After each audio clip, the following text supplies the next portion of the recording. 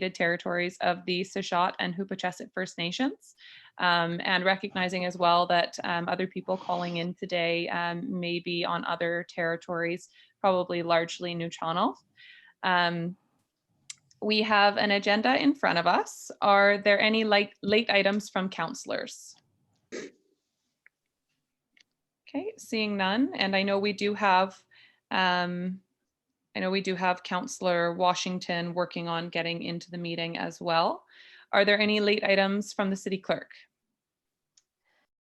Yes, Madam Mayor, if we could consider adjusting the agenda to allow for a delegation from Mr. Paul Blake, who will represent the WVIIHS, and if we could add him as item number 2 under delegations and bump the chamber to position number 3.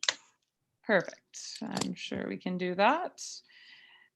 Okay, and I've got on my agenda a notice of video recording. So I think this is just to, of course, anyone watching right now is aware that we are recording this. It is live on YouTube. Of course, we've had to completely change the way that we do our council meetings. And this is a learning process for all of us, which is probably why we do not have one of our councillors on right now, who I know is working on getting onto the call. So with that, would somebody like to move approval of our agenda? So moved, Madam Mayor. Thank you. Is there a seconder? Second. Okay, all in favor? Carried, thank you. And I just want to see. Yes, sorry, just to the note on my screen here and the challenge I'm having, it normally gives me an option to hide non-video participants, and that option isn't coming up right now. So I'm just seeing all of the tiles, which is a bit challenging, but I'm sure it will be fine. I can see all of the councillors at this point, so that's great. No, it's not in the dots. Okay. Okay, so moving on. We have minutes from the special meeting held at 11 a.m. and the regular meeting of council held at 2 p.m. on March 30th, 2020, and the special meeting held at 2 p.m. on April 6th, 2020. Would somebody like to move adoption of those minutes? So moved. Moved Second. and seconded. Are there any questions or comments on the minutes? Okay, seeing none, all in favor? Carried, thank you. And public input period. So typically we have people in the room and we allow them to ask questions. For public input period, for this meeting, we have, I think, sought out questions prior to the meeting, and we will be allowing questions to be submitted during the meeting as well. Our deputy clerk can speak to the process for that, to be asked at the end of the meeting during question period. City Clerk, are there any questions that have been submitted or comments for public input? None at this time, Madam Mayor. Okay, thank you. So we will move on to delegations, and our first delegation is Colton Nelson from the Alberni Aquarium and Stewardship Center to present their business plan to council.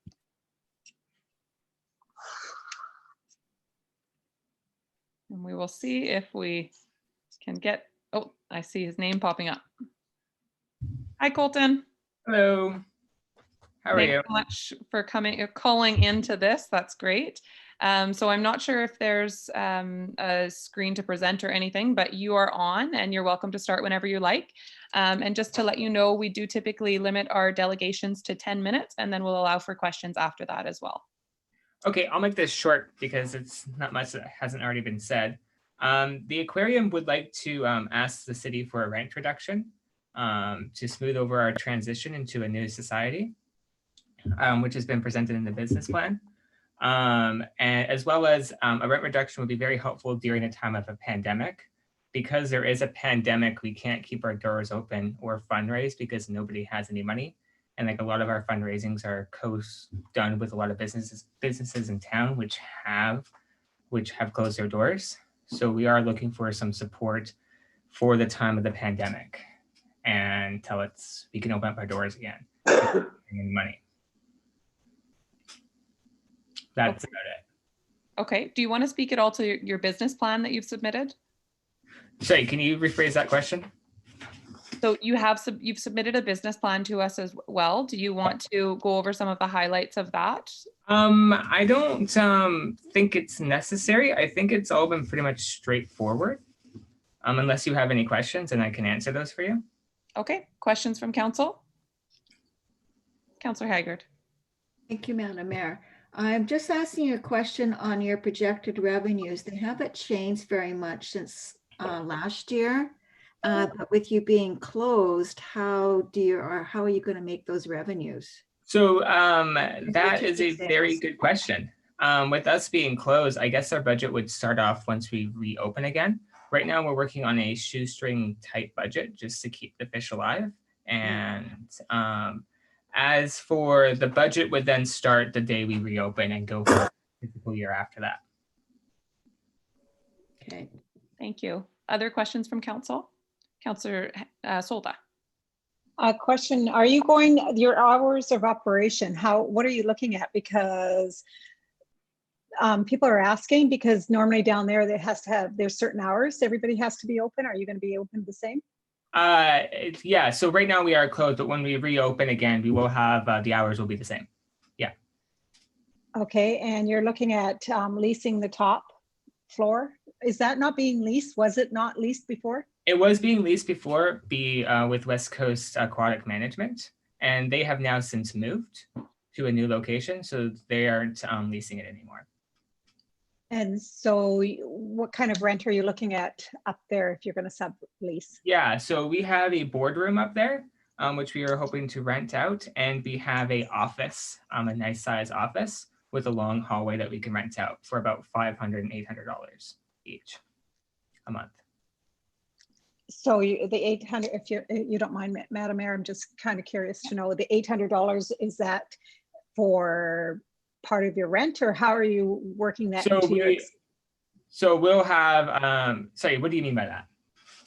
Okay, so your rent is whatever your rent is, right? Yeah. Is that coming back to the city, or is that going into your operating expenses? So that goes, it pays off, it subsidizes our rent, so it keeps it going down, so it helps pay for the operations. So okay, so I go to the aquarium, and then the aquarium would pay the full lease. Okay, so I'm looking at your fundraising, and that's quite a lot of dollars you're expecting. What happens with the shortfall?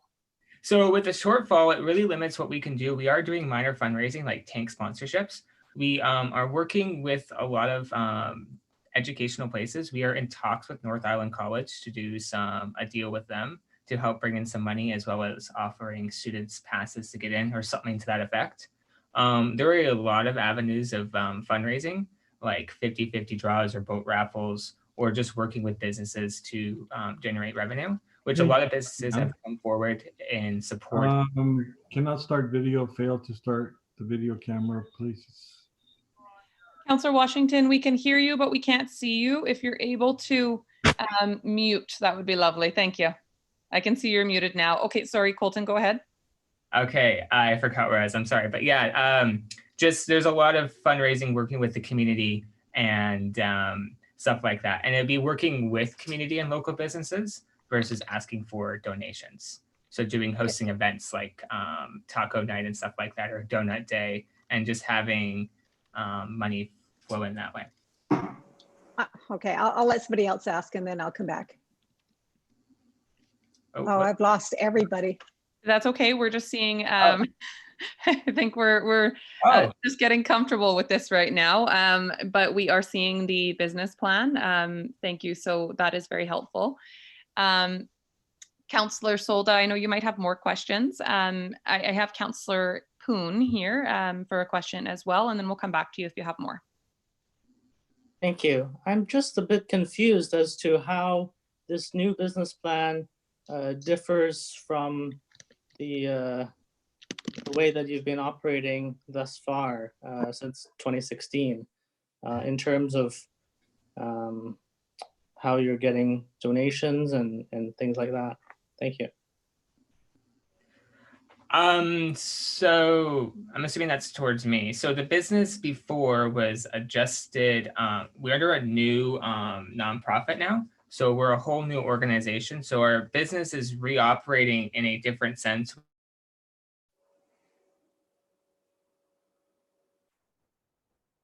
Colton, I think you're muted.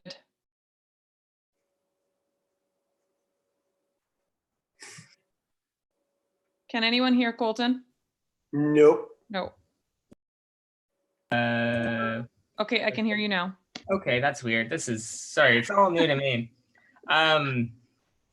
Your question is how it's changed now since before. It's changing now because we're under a new board, and we have a new push towards education and working with the community to bring in funds and just be there for a community based. Whereas I've noticed before, it wasn't as much community centered as it should have been.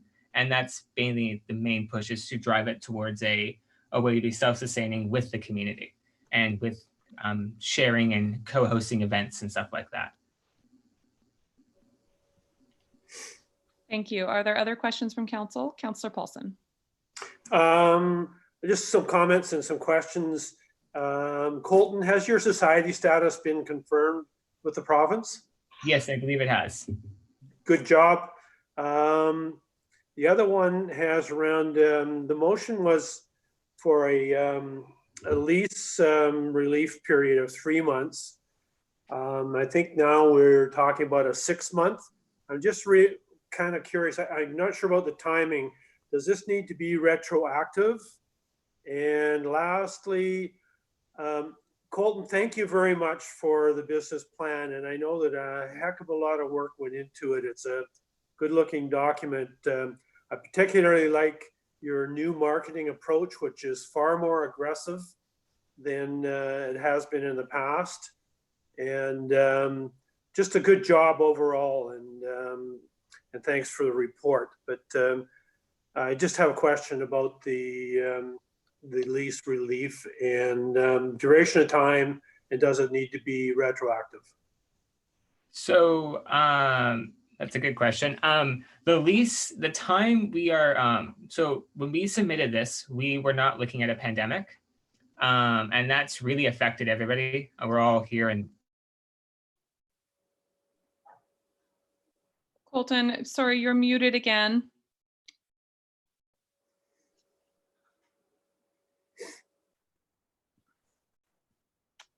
Colton, can you try now?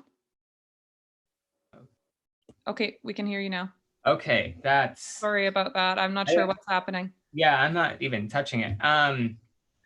So as for the lease, basically what's going on is we are hoping to have a reduction when we submitted it for 3 months. And now that there's a pandemic, we are hoping to have that extended just until, in hopes till the pandemic is over. So that way we can, because we are meeting fundraising efforts to meet our bare needs, which is about $3,000 to keep the fish alive. And there's no way we can meet $6,000–7,000 with all this going on, with unable to work with the community and get in more funds. So more or less what we're wondering is if we're able to get a rent reduction until the pandemic is over, till the day we're able to open up our doors again. Thank you for that, Colton. I just wanted to note that we do have coming up on our agenda later today, we do have a separate issue that, of course, you would be included in, which is rent relief of some sort for Harbor Key businesses. So I would suggest to council that, and that will not be waiving of rent, that will be, deferral of rent. I would suggest to council that we would probably want to look at that issue, at the issue of, during the pandemic for you right now, as a part of that greater issue, so that we're keeping everyone at the Harbor Key on a level playing field. Yeah. And then talk about the rent relief that we want to give you as a contribution to seeing the harbor or seeing the aquarium be successful here, if that is kind of clear to everyone. I think CAO had a comment, and then I will go to Councillor Haggard. Thank you, Madam Mayor. I can maybe provide some clarity on the situation. West Coast Aquatic had been the leaseholder and had indicated in writing they wanted to terminate the lease effective March 30th, I believe. And Alberni Aquatic Association indicated they wanted to take over, asked council for some rent relief. Council indicated they would be interested or willing to consider a 3-month relief of rent, provided you saw a business plan that that met your approval. So that's what you're looking at right now. We recognized that there was a challenge after March 30th with no leaseholder and no insurer and this void. So we reached out to West Coast Aquatic and asked if they would leave their insurance on and if they would waive leaseholder interim while Alberni Aquatic Association got sorted out. West Coast Aquatic agreed to stay on as a leaseholder with no rent coming to them and with no utility cost to them. So the way it currently stands is West Coast Aquatic is the leaseholder. We have indicated that there will be a waiver of rent pending the outcome of council's consideration of this request. And West Coast Aquatic is carrying the insurance right now. And I believe Alberni Aquatic Association is carrying the utility. So that's how things are all divided out right now. When council gives direction on how you want to proceed, we'll sort out who's going to be the leaseholder, if any, of this group. Does that help? Yeah, thank you for clarifying that. Okay, Councillor Haggard. Thank you, Madam Mayor. I do have a question about your numbers on the rental space. For the actuals for last year, sorry, I lost it. You have $14,460 and proposed 2021 budget, you have $26,971. So why is there a difference of $12,000 between your actuals and your projected? And that's with no rent relief at all. So hold on one second here. Let me just get on the same page. So our rent before was co-done with West Coast Aquatic Management. And I'm assuming that they were paying the city that money, which is really reducing our rent. And that's why they're adjusted that way. I'm thinking that I can't see the income right now, but I'm thinking there's probably an offset of rental income. Yeah, 8,800 in rental income. Yeah. So that offset would, so the 26,000 I think is the gross rent, and then 8,800 they were collecting in rental income that comes off, and that gives the budgeted amount I would expect, or pretty close to it. But the 8,800 would be for lease space or rentals. I'm talking about the difference between the actuals and the projection. That's $12,000. That those numbers aren't making sense to me. If the rentals were, if the rent was $14,460 last year, it should be the same for this year unless the rent has gone up considerably. So our budget is adjusted for a 4% increase. Our rent last year was, we leased out the upstairs, one portion of it for I can't remember if it was $800 a month or $500. We're looking, and so that's why it was just the aquariums part of it was only $1,400.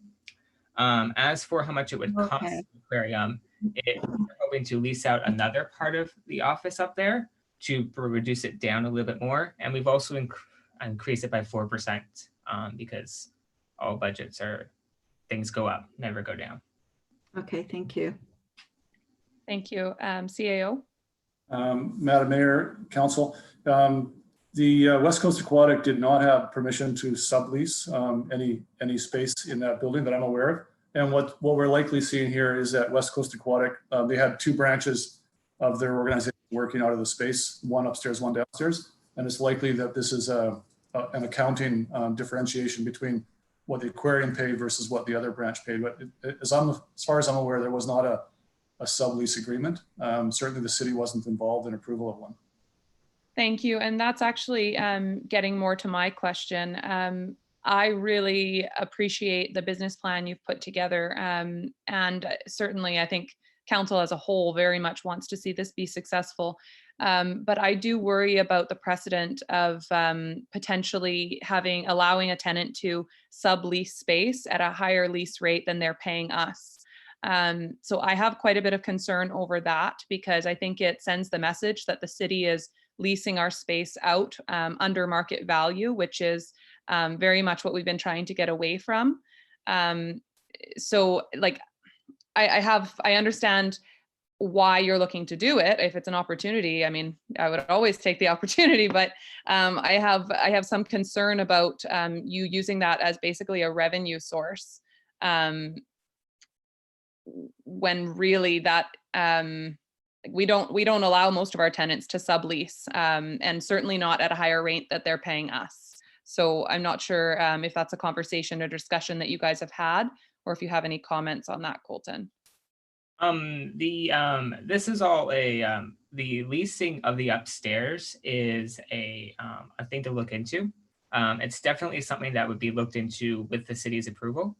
The numbers we put down were what we assume would be a good rate. They can be adjusted for what city would agree on if they choose to do that. It's not necessarily a nonprofit doesn't make a lot of money, and nobody wants to give to a nonprofit. And so the problem with that is we have to somehow meet our basic needs while still providing the what we're providing in our nonprofit as an education source. So it's not necessarily a how do I phrase it? It's more or less helping make up our costs to do it. And I think that's the big thing. But we wouldn't move forward without the city's approval on anything. Thank you. Councillor Poon.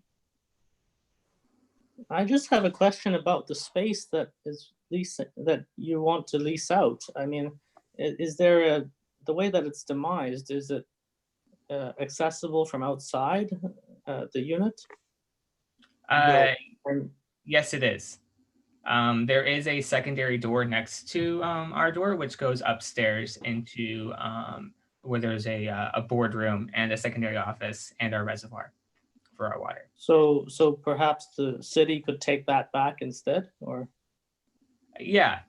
Out of your lease, perhaps? That could be an option to be looked into. I think that's potentially an option that could make a lot of sense, because what you really need from looking at your business plan is a lower lease cost, but to still have your space. Sorry, go ahead. We do have a reservoir for water up there in a side room, which we would need access to. Of course, okay. But it could be a great compromise. I just don't want to set the precedent that space that we're leasing out can be subleased, to other businesses for more than what we're leasing it for, because I think that's could have unintended consequences for us beyond this. So it could be kind of a great middle ground for us to take back some of that space and potentially lease it out ourselves, and then reduce your lease rate accordingly long term. Councillor Haggard. I have a question. Aren't the spaces down at Harbor Key, aren't they only zoned for tourism and retail type businesses, not for offices? Second floor, I believe, can be used for office. Second floor? Okay. Yeah, it's not first floor. Other questions from council? Councillor Solda.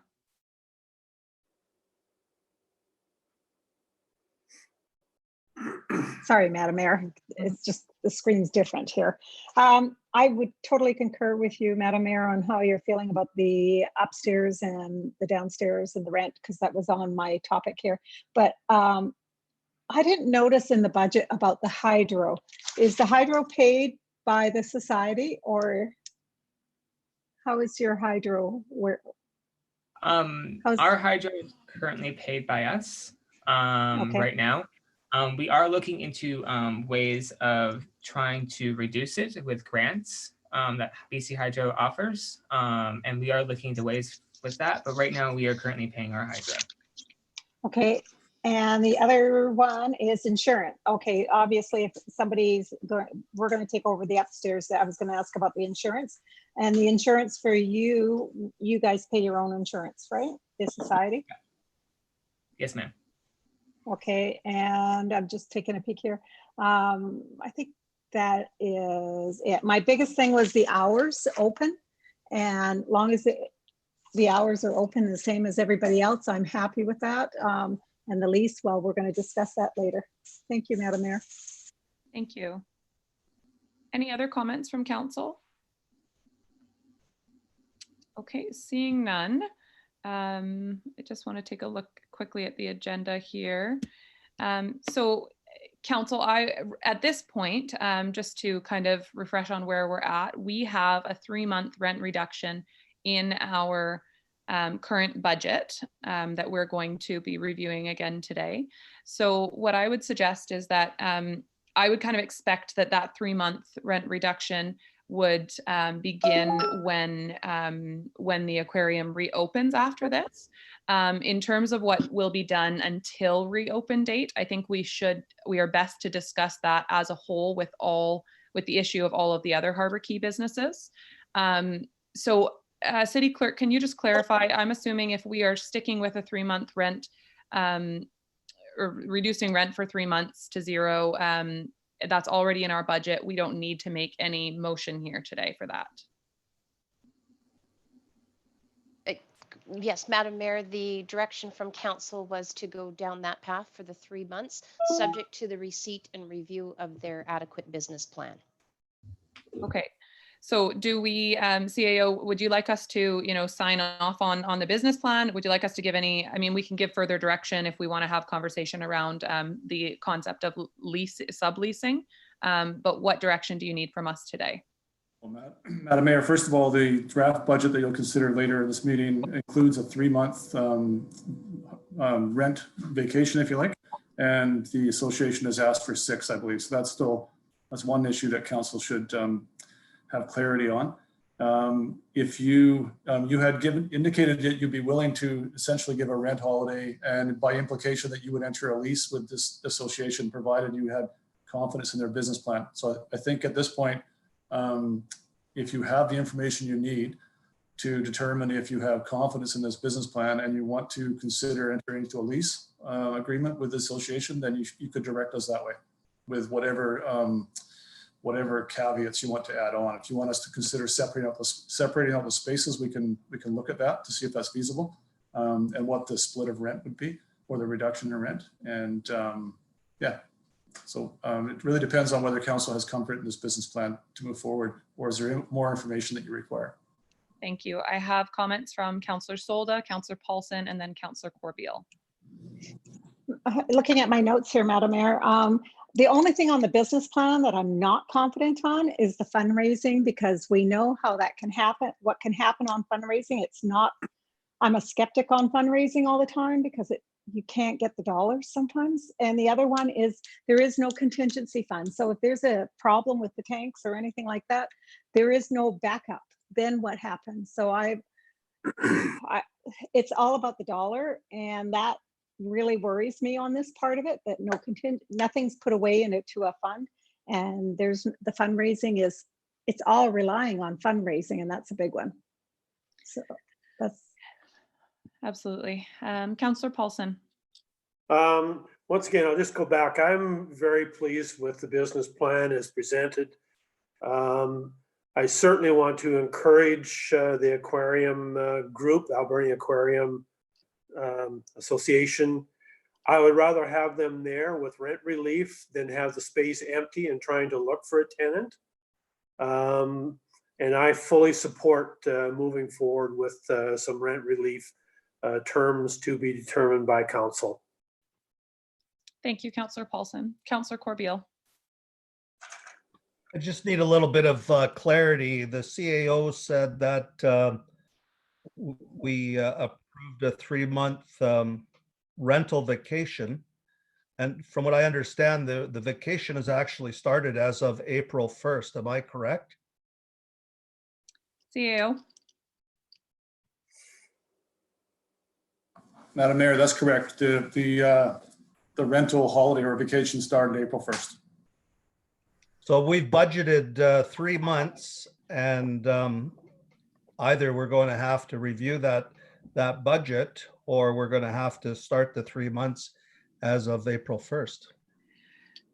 So my suggestion would be that we deal with the April 1st issue. However, we're going to deal with other Harbor Key lease non-payments. And I think we have an option to, we're looking at that later in our agenda. So I would suggest that whenever that the COVID-19 issue resolves and businesses are able to open back up, my preference would be that is when the rent vacation starts, so that we're really giving them, our hope here is to give the aquarium a chance at being successful. And I think giving them a rental, holiday right now it doesn't have the same impact. Councillor Poon. Well, I would support keeping the aquarium where it is, but in terms of the business plan, I do not think that they should be in the business of subleasing parts of the unit. And I feel that we should take back the upper floor and encourage them to use only what they need. And they should focus on the business of operating an aquarium and not the business of subleasing. Thank you. Thank you. Any other comments from council?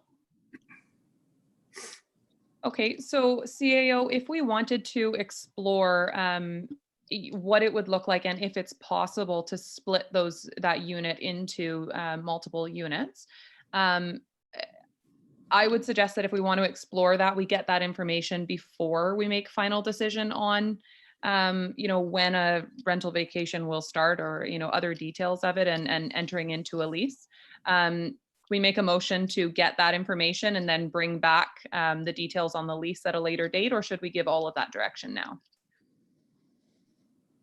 Madam Mayor, you could go about it several different ways. I would suggest that if you want to consider splitting off that space, you give staff that direction. We'll work on that between now and the next meeting, when we can come back and tell you if it's feasible or not, or what it might cost in terms of capital outlay to make those separate spaces.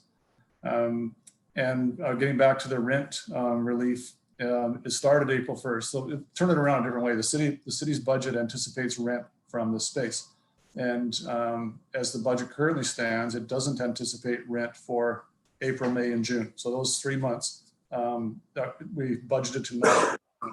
So if council wants to give a 3-month relief of rent sometime after the COVID situation has expired and we're allowed to get back to whatever the new normal is, council should put their minds to what is your best guess at what that timeline might be, and then we should revise the budget because we're at that stage. And if you want to extend that for 6 months, let's say, then we should adjust that revenue expectation to reflect that.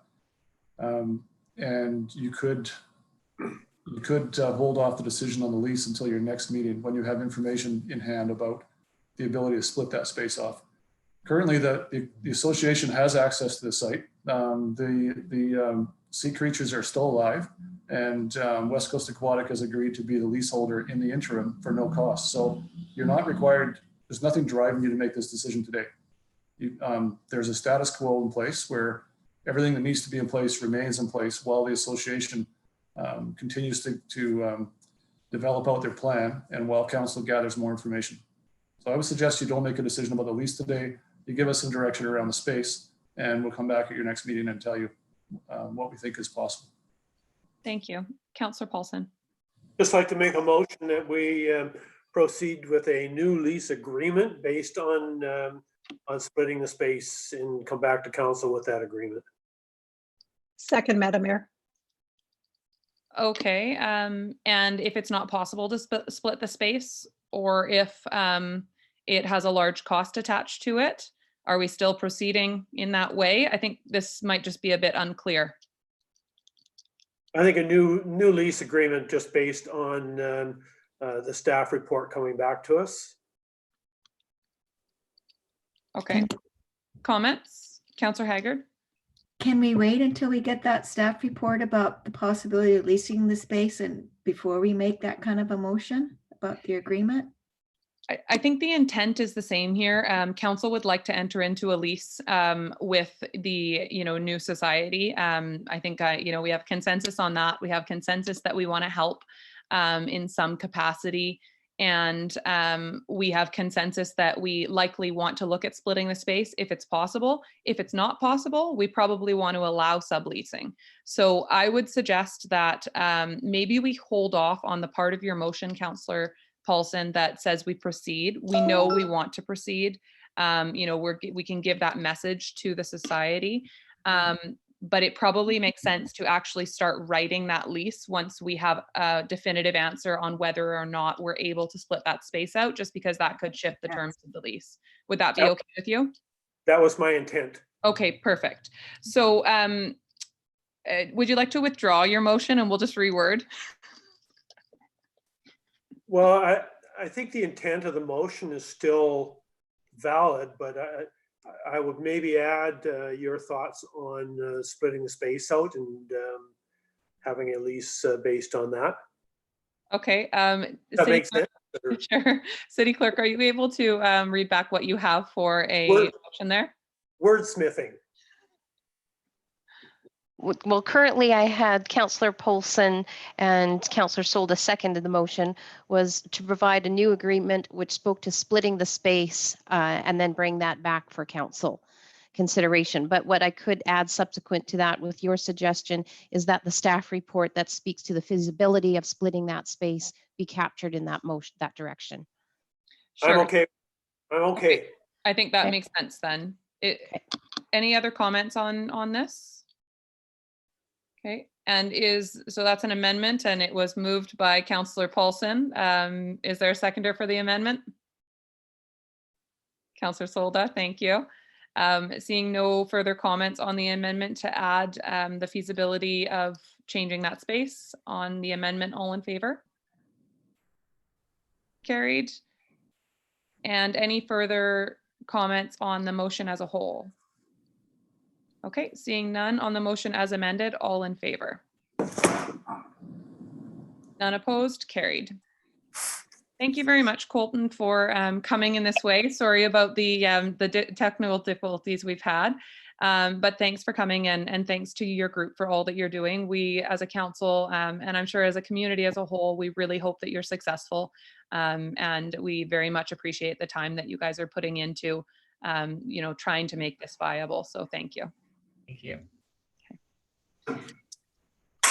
Okay, so moving on to our second delegation, we have the Western Vancouver Island Industrial Heritage Society, and we have Paul Blake here to present.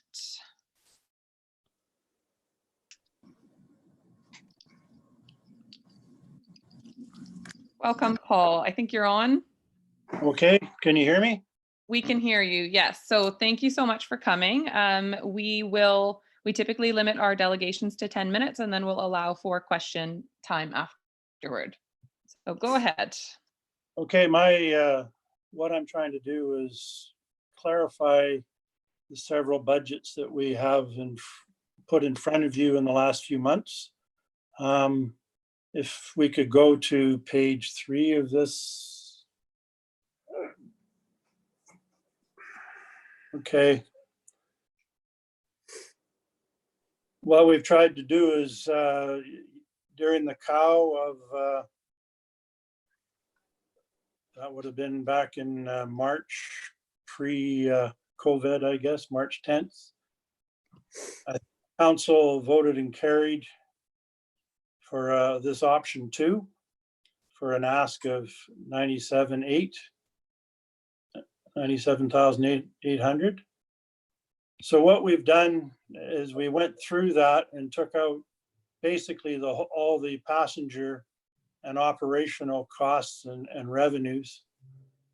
So, and we also, that day, there was, I know in your last meeting of the 6th, the option of 30,000 was discussed. And I think you asked what was in that. And then there was also an option 3A of 48,000, and you added a $10,000 marketing and advertising. And I come to you today with option 4, which has an additional 16,500, which brings our ask to 74,500. I've also shown in option 4 37,500, which is money we have in reserve that has been gathered through 2019 for work on the train and hasn't been spent yet.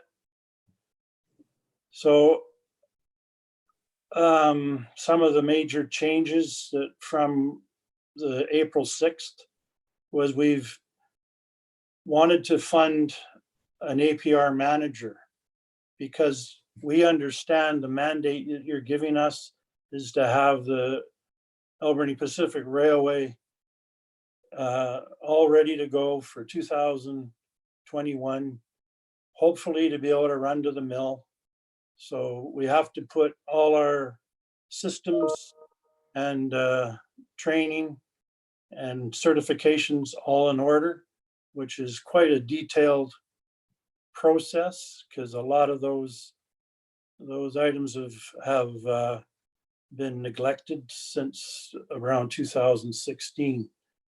And the APR had a manager for approximately 20 years when it was running prior to 2016. And then we had 2 different managers come on between 17, 18. So what we're just trying to do is, this is what we understand we're being asked to do, is get the rail with the $10,000 marketing, the 48,000 for cars and tracks, and the 16.5 plus are what we have in reserve. So these are different numbers than what you saw the last previous times, but I'm here to try to qualify and clarify what we're asking. We've also, at the bottom of the, we've shown priorities that we want to try to accomplish. If you go to the bottom of page 6, I guess.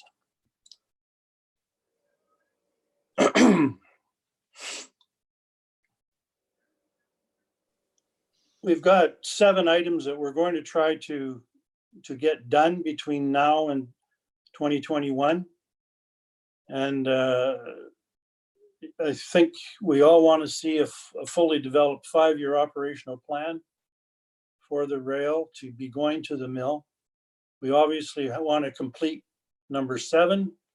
We have to complete and certify the 5 rail cars, which includes finishing the repairs of the vandalism. One of the things that BC Technical Safety, which we all know how they can be quite demanding, are looking for us to put together systems that are auditable, because they come in and do audits on all aspects of a rail, which is all our filing has to be in a organized manner. What we call the SMS, which is our safety management system, has to be certified by BC Technical Safety. And the $10,000 that you've asked us to put together graphics and a proper marketing, where we've been talking with the Alberni Valley Chamber of Commerce, because I understand they have brought some new people on that have got influencing expertise and social marketing skills. So we are working with them. And then we also understand through the CAO that he would like to see some formal operating agreements between the city and the railway, and as well as us using your roundhouse. There are no agreements in place right at this moment.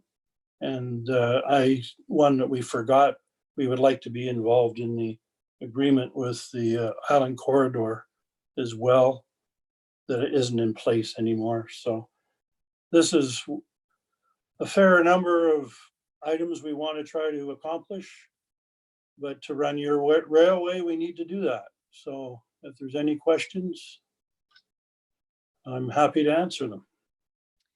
Thank you. Are there questions from council? Councillor Haggard. Thank you, Madam Mayor. Thank you for the revised numbers. That really makes a lot of sense. But I do have a question about your $25,000 for your manager this year. You said you need to hire a manager for inspections and licensing processes. But if you're not running the trains this year, why do you have to have the inspections and licensing in place? Is that something that we could defer until next year? If you let it all stack up, for next year, and you do have any problems, you're going to be delays. We have to train a manager. Like, you just can't find a railway manager on the street. All the protocols that BC Technical Safety require, and actually you have to get them familiar with BC Technical Safety to have confidence, and there has to be a rapport built around that manager. The I've been the treasurer for 2 years and in business for a lot of other years. This rail has a lot of details that are hard to explain in a short meeting like this. But who we find, and it's not going to be an easy position to fill. And we figure we better get a running start at it. We might not use up that full amount this year. We don't know what kind of a person we are going to have to get, but there has been, we've had 3 different managers in the last 4 years, and that might be a bit more than we need, but there is a lot of administration that has to be put into this effort. So that 25,000 covers most of those wants. Thank you. Thank you. Other comments from council? Councillor Solda. Thank you, Madam Mayor. So the question is, like, I noticed the budget is up. The roundhouse repairs, do we need to do them at this moment? Like, it's just quite a big budget going up. And I'm just, because you have 5,500 for roundhouse and repairs. When you say roundhouse and repairs, what is that? Roundhouse and which line item are you looking Oh, at? sorry, I was looking on roundhouse. Where were 18, you? line 18. Thank you. Repair and maintenance roundhouse. Yeah. Well, actually, we've already spent 5,000 of that. If you look, if you go Okay. to the next one down line, there's an explanation line, repairs and maintenance. There's a $5,000. We raised money and installed a propane heating system because, as you can tell, we quite often we're doing our work in the winter, and that building is colder than the arena. Oh, okay, got it. I don't like cold, so I'm with you. And the other thing too is the railway mechanic. Originally, when we passed it, it was 10,000. Now it's 20,000 on line 2. There again, we have the number 7 in pieces right now, and we have to get somebody involved, or would like to get somebody involved as it's reassembled. As you can appreciate, 100-year-old piece of equipment doesn't come with manuals or a parts book, and we want him to be as familiar with that piece of equipment as well as the 5 rail cars. Like this equipment, we're going to try to hit a schedule, and all the bits and pieces that it takes to make this venture work all focuses in the roundhouse with that rail mechanic. You'll be fixing it. And there again, in the past history, we've had several mechanics that were there 2 to 3 days a week for all the operating, and to get people up to speed, we need a bit of a run-in time. So that's why we've asked for a little bit more. I mean, if you look at our actual ask, if you go up to the expenses, we asked for the 48, then the 10 for the budgeting, and then the managers, we've only asked for an additional 16.5. Yeah, and one more thing, you took away security. I noticed on there. So you don't need security? Well, we need security. The buildings have all been secured with the city's electronic monitoring. To get any, I know Port Boathouse has a building next to us that has got, I don't know, I think it's about 8 video cameras, and they say basically they don't do anything for them. So we don't know of any security that would really help. We've really just, there's vandalism we had on the cars. As we all know, that the fellows were caught, and we're not too sure what's happened with that. So. Okay, thank you. Thank you, Madam Mayor. Thank you. And Councillor Solda, just so you know, your video is off right now. It went off when you started talking. So if you're able to switch it back on, just in case you're not aware. Thank you. There you are. Okay, other questions or comments from council? Councillor Paulson. I thank you for the presentation today, Paul. And I guess what's going through my mind is we're living in extraordinary times right now. And if there is some way that we could put this off of the current fiscal year till January the 1st, based on the dilemma that we're in. I know that we need to have business as usual. And I'm hoping that option 3A would band-aid us through till the end of the year at the very least. But I'm just sitting here with a bad feeling in my stomach about what's going on in the world right now, and this being extraordinary circumstance. And I had developed some comfort around option 3A. To add to that now, in the circumstances, I'm not that comfortable with it. Let's put it that way. Thank you, Councillor Paulson. And I want to really echo your comments. This is an incredibly difficult budget year. We just cut $850,000 of all very worthwhile services and initiatives from our budget. I had, although it's difficult to spend $58,000 on something that is a luxury, for us to have as a community rather than a need, I quite happily supported putting that in the budget at our meeting last week. But I can't support increasing that number at a time like this. And I understand the needs. I understand the reason for it, and I appreciate the detailed explanation, but we are all having to find ways, businesses, residents, and local governments are all having to find ways to try to make do with what we have. And I can't cut $850,000 from our budget and then increase this now. So I personally, I understand the request, but I have a hard time supporting it at this time. Councillor Haggard. Thank you, Madam Mayor. I just want to agree with Councillor Paulson and yourself in your comments. I was comfortable with giving the $58,000 to the Trains Association because I think it's a real asset to our community. But I'm a little concerned that we approved it, we're all in agreement, and then they come back and ask for more money at this stage of the game. So I'm in agreement. I think I have to stick to the $58,000. Thank you. Are there comments from other councillors? Paul, I'm wondering if, this $58,000 is not a small amount of money. I understand it doesn't give you an ideal operating situation for this year. And I appreciate that you're trying to, put forward the best plan to prepare us all for success for next year, which is really what we want. But, can you adjust this to make do with the $58,000 that we've provided? Because that's what we have in our budget today. And I think that council as a whole, people can correct me if I'm wrong here, but council wants to see this happen, and we want it to be successful.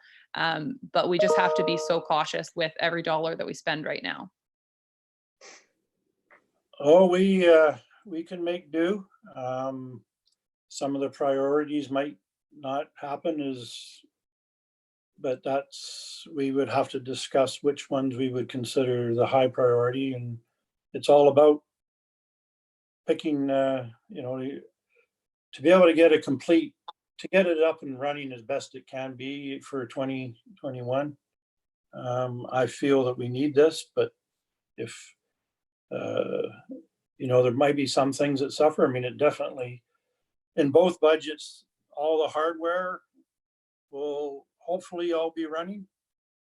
The boiler work is pretty well complete on the 7. There's just some final assembly before we do the hydrostatic test.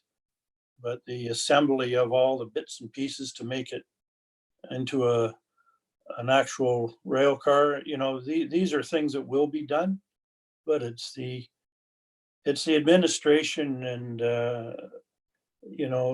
I know that it has been asked that we we try to source other funding. Without administration and without the unit being totally organized, it's very difficult to sell it, you know, to get the fundraising and so forth. But we can soldier on and get all the equipment running and get something happening next year. But whether we can have the complete unit running for the out to the mill and everything to keep BC Safety happy and all the other details that it takes to make the railway run. Well, but we can see what we can do. Thank you. Are there any other comments from council? So council, we do have the $58,000 currently in our budget. If anybody would like to increase that, now is the time to make a motion to discuss that. Okay, so seeing none. Paul, I want to really thank you. I know this is difficult. It's difficult for us as well, and I hope you can appreciate that also. I want to really thank you and all of the volunteers for all of the work you guys are doing to you know, put your best foot forward and make this a success. We definitely want to see it be successful as well, and I think we can continue our conversations. You know, while we aren't able to increase the budget today, if there's needs for next year, then maybe we can start talking about those earlier in the budget process than we did this year, recognizing that we're a running season next year. So we'll just keep the communication going, and hopefully we can make it all work. Thank you very much. Thank you. Okay, so moving on to our next delegation, we have, who popped up so quickly there at the bottom of my screen, Bill Collette, President of the Alberni Valley Chamber of Commerce, to speak to the revised operating agreement for the non-historic site of McLean Mill. Welcome, Bill. Thank you for joining us. Great. Thanks very much. Can you hear me? We can, yes. Great. Okay. So I think what I'll do is I'll just walk you through the document that I sent off to you last week. I think it was last Thursday. And just kind of summarizing where we're at right now with our agreement with the city, which was negotiated early this year. So far in 2020, our biggest thing that we've done is we've hired an events and marketing manager. Her name is Susan Denning. She relocated here to Port Alberni from Victoria, ironically arriving the day before things started to shut down, which was quite unfortunate.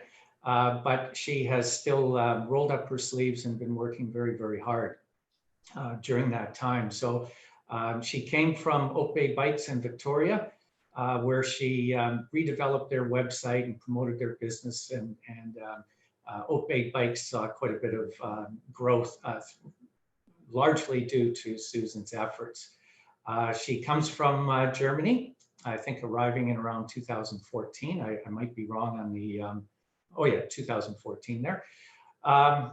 And Susan's very much an outdoors woman. She really fits quite well with what we're doing there. She has 10 plus years in communications, PR, and marketing. So really that's our biggest achievement so far. We've also got Anita Sutherland, who many people in Port Alberni might be familiar with. Anita's worked with Valley Vision most recently. And Anita's come to us on a part-time role where she's charged with setting up our gift shop. And she's doing quite a bit of work in the background on that. And then we've got other people in place, but currently on hold for obvious reasons, kitchen, food service, grounds, and so on. We've done our legal contracts. We're in place there. We wanted to make sure we had a very good approach to things so that we're protecting everybody, including our clients, including the city, of course, and ourselves. So that's in place.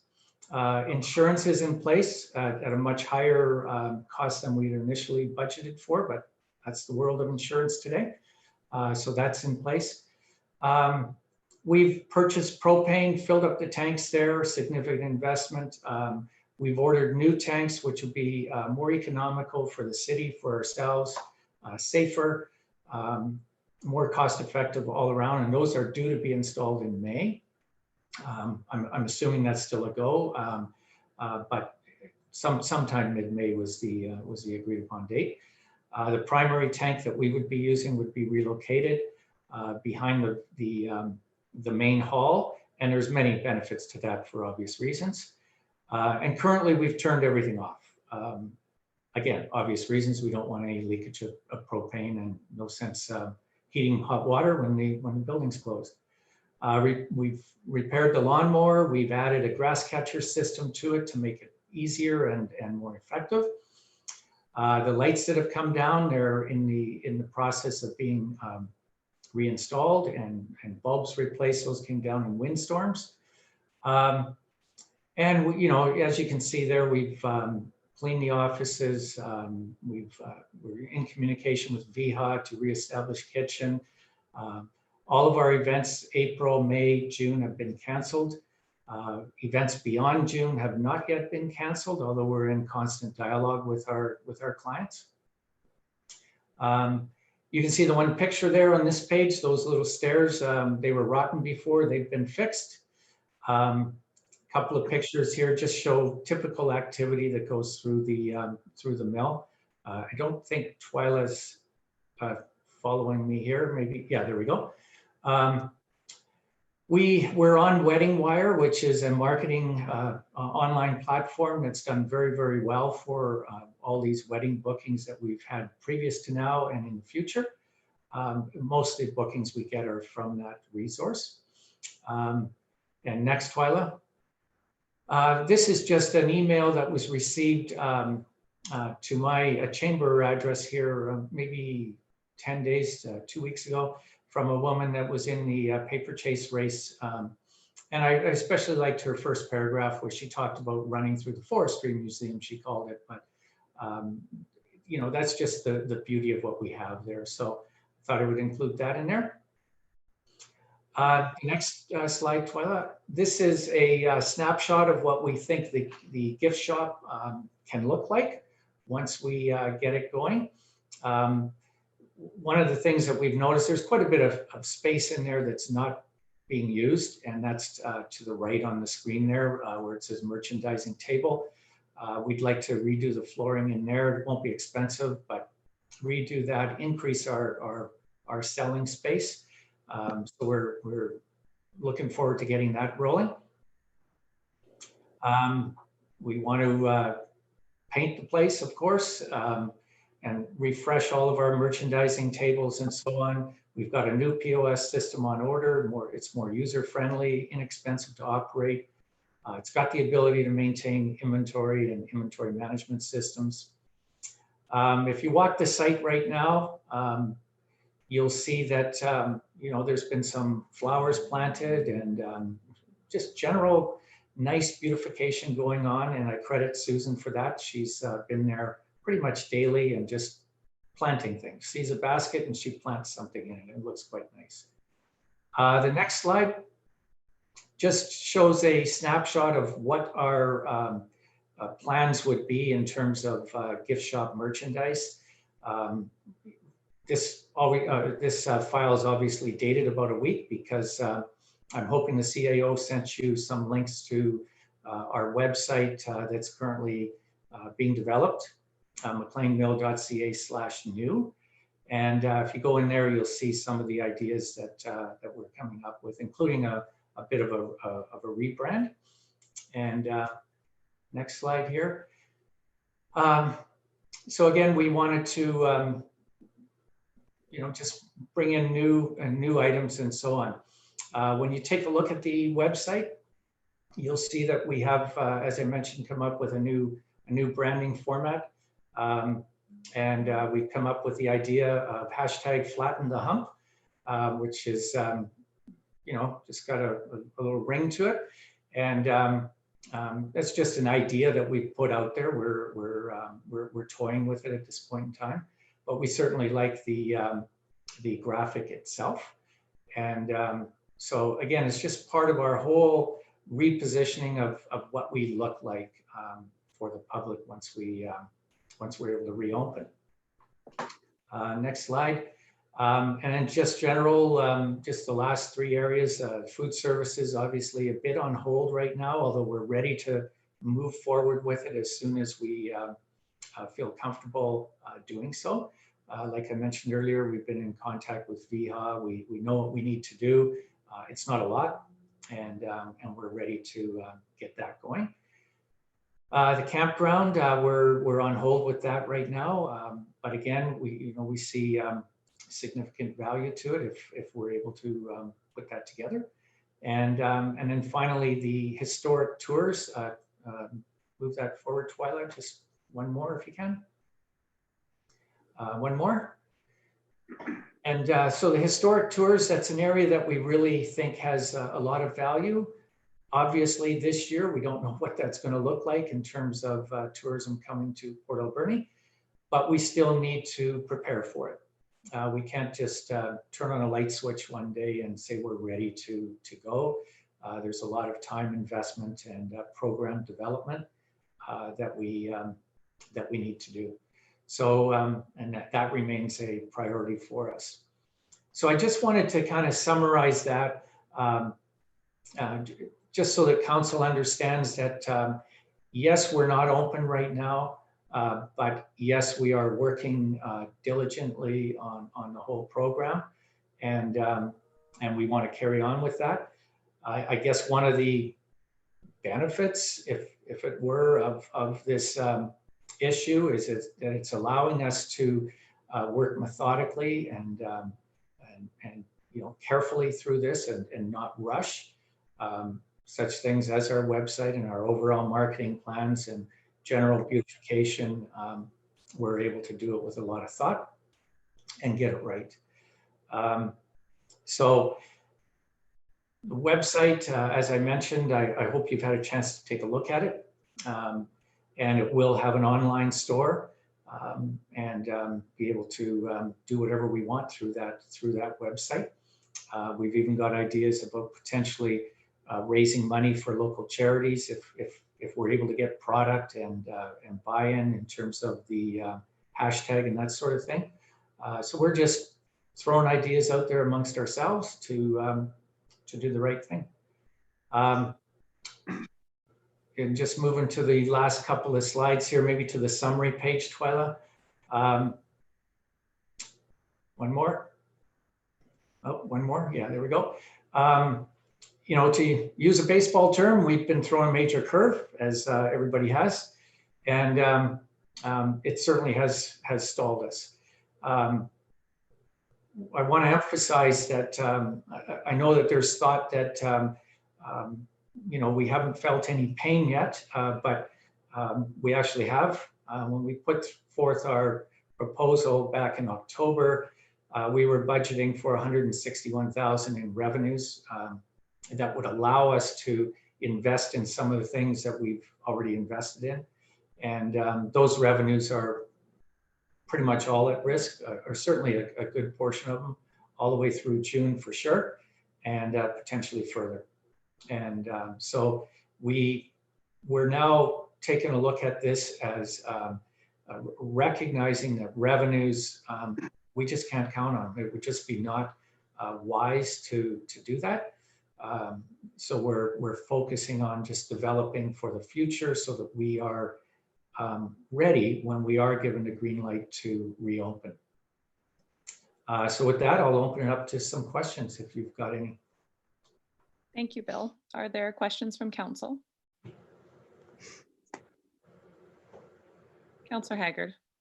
Thank you, Madam Mayor. Not a question, just a comment. I just want to show my appreciation to the Chamber of Commerce for, first of all, taking this huge endeavor on. And secondly, you're still moving forward as much as you possibly can without actually being open to the public. So you've done a huge amount of work. I did check out your website quickly this morning and looked at the products that you're going to be having for sale, and everything looks really, really good. I like the way your direction that you're going. I like the tone that you've set on the website. So thank you. Thanks.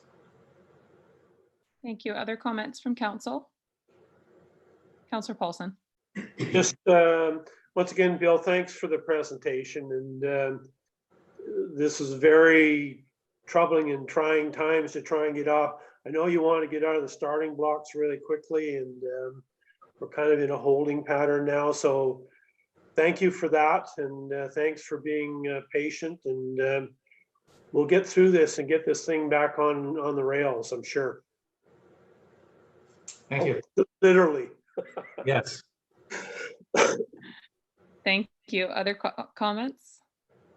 Councillor Solda. Bill, I just want to say I like the idea of going, basically, you never said it, but the grassroots. Sometimes going back to the grassroots and building it up from there is a good thing, especially with everything that's happening out there with the McLean's Mill. And also, I did check out your website last night, and actually, I really like your product that you're going to sell. It's all the lumberjack. It's the kind of up close, similar to what they would wear, and they're good sellers. I know that. So I just wanted to say, going back to grassroots and building out is a good thing. Great, thank you. Thank you. Any other comments? Okay, seeing none. So Bill, I checked out the website. It looks fantastic. And I'm so impressed with the amount of work you guys have been able to do already. I was certainly a skeptic, but just because we've tried so many things with McLean Mill in the past, I think you've built the right team to make this work. And I definitely, I know this is not the year that we all expected, but I have a lot of confidence in you and the team that you've built around you to make this successful.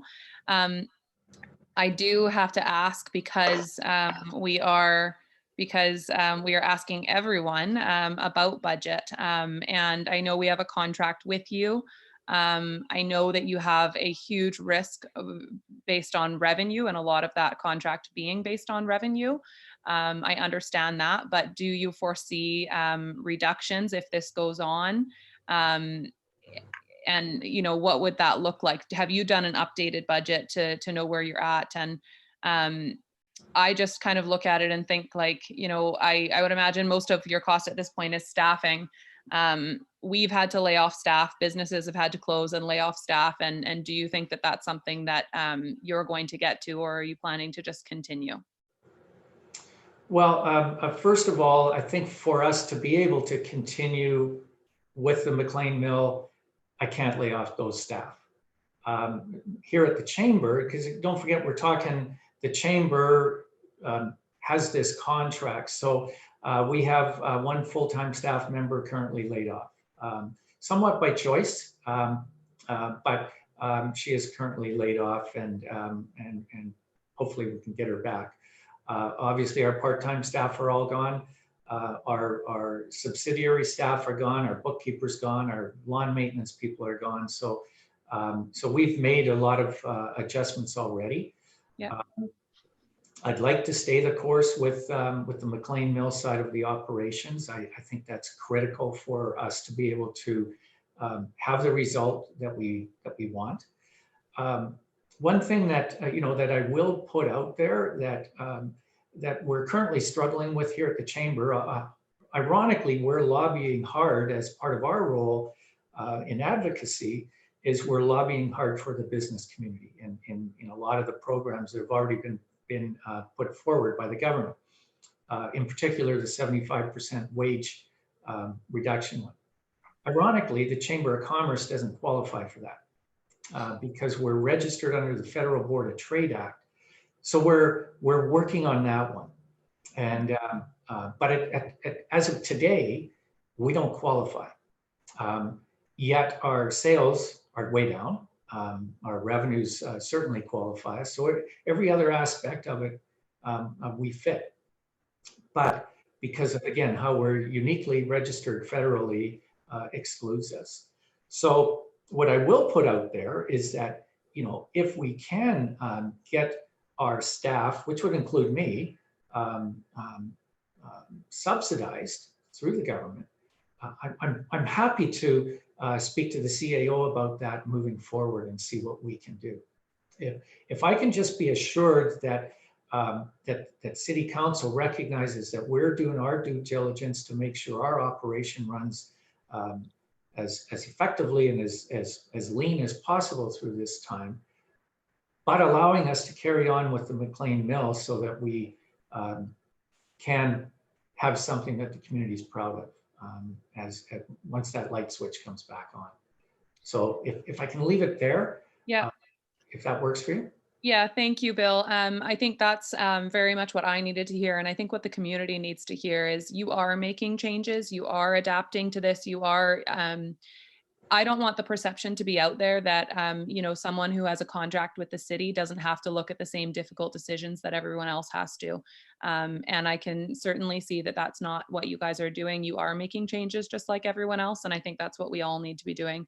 I also think that this year is an opportunity for a lot of organizations and for a lot of the projects that we're looking at the city to get ahead in planning. And where we're always talking about, we're getting a late start on the season. This year is our opportunity to not get a late start on next year's season. So I completely understand needing to keep those key staff in place and using that as an opportunity to have an even better year next year. So thanks for that update. And do, I would certainly ask that if you are able to get those government subsidies that we would want to continue the conversations around how that looks. And I know that there are a lot of unique, exclusions that a lot of groups who should qualify are not able to, and hopefully those things get sorted out over the next few weeks as this all evolves. So thanks for that answer. Great. Councillor Corbeil. Bill, a question for you. Do you qualify for the summer student program? Not only is there a possibility that summer students could do some good work for you, obviously with so many closures and layoffs, there's a lack of employment opportunities for the summer students as well. So we applied for quite a few, and we usually are quite successful. And we typically get 4 here at the Chamber of Commerce, and we applied for a total of 6 through the McLean Mill. Whether we get all of those or not, it's just all an application process. The summer student program is changing quite a bit for this year, where private enterprise are going to be able to access youth. It's really how we want to refer to it, because you don't necessarily have to be a student anymore. So I have no idea where that's going to head for us, whether we will get students or not, or youth or not. It's quite possible that we won't, which also could add to our labor costs this summer if indeed we open up. And to be honest, I'm encouraging our private businesses who we need to see get started. I'm encouraging them to get some of these youth working for them. They can get 100% covered. So, certainly we'd love to get that nod, but it's a wide open door this year, and I'm glad about that. I think it's important that we get these people back to work and our businesses reopen as soon as they can. Thank Hope that you. answers your question. Are there any other questions from council? Okay, well, with that, thank you very much, Bill, for coming and providing that update. And thanks to you and your team for the work you guys are doing.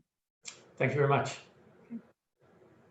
Okay, let me just get back to my agenda here. That brings us to, there's no unfinished business, so staff reports, and item number 1 is accounts from Councillor Washington. Thank you, Madam Mayor. I move that the certification of the Director of Finance dated April 14, 2020 be received, and checks numbered 145963 to 146049 inclusive, and payments of accounts totaling $789,116.10 be approved. Second, Madam Mayor. Thank you. All in favor? Carried. Twyla, are you able to just scroll down on the agenda? Thank you. That brings us to item 2 from the city clerk, TARS auto sales. Not sure if there's anything that needs to be spoken to here. Council, are there any questions? Elise? Okay, seeing none. Councillor Solda, would you like to read this one?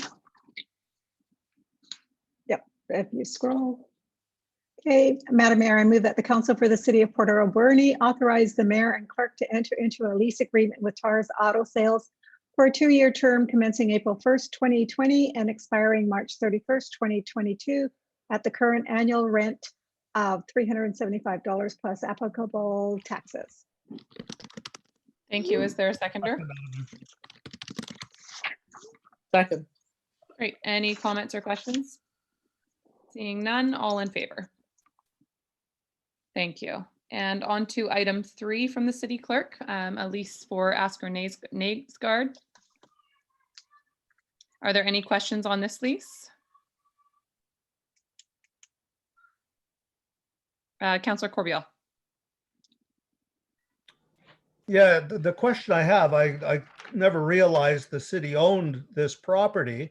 So question to the CAO, at some point in time, we're going to get a list of the property that the city owns.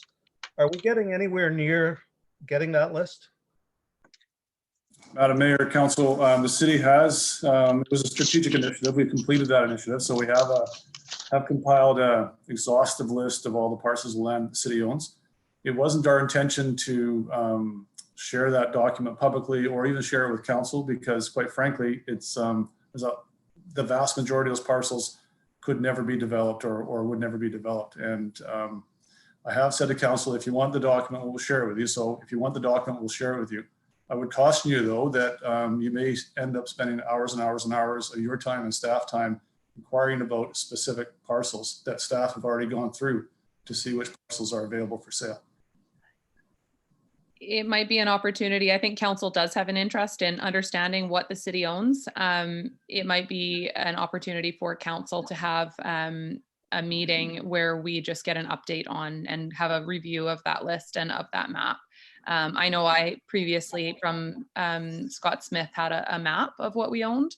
And it's just for interest's sake and understanding what our assets are and whether they are or are not developable. So that might be something to discuss in the future, not necessarily related to this.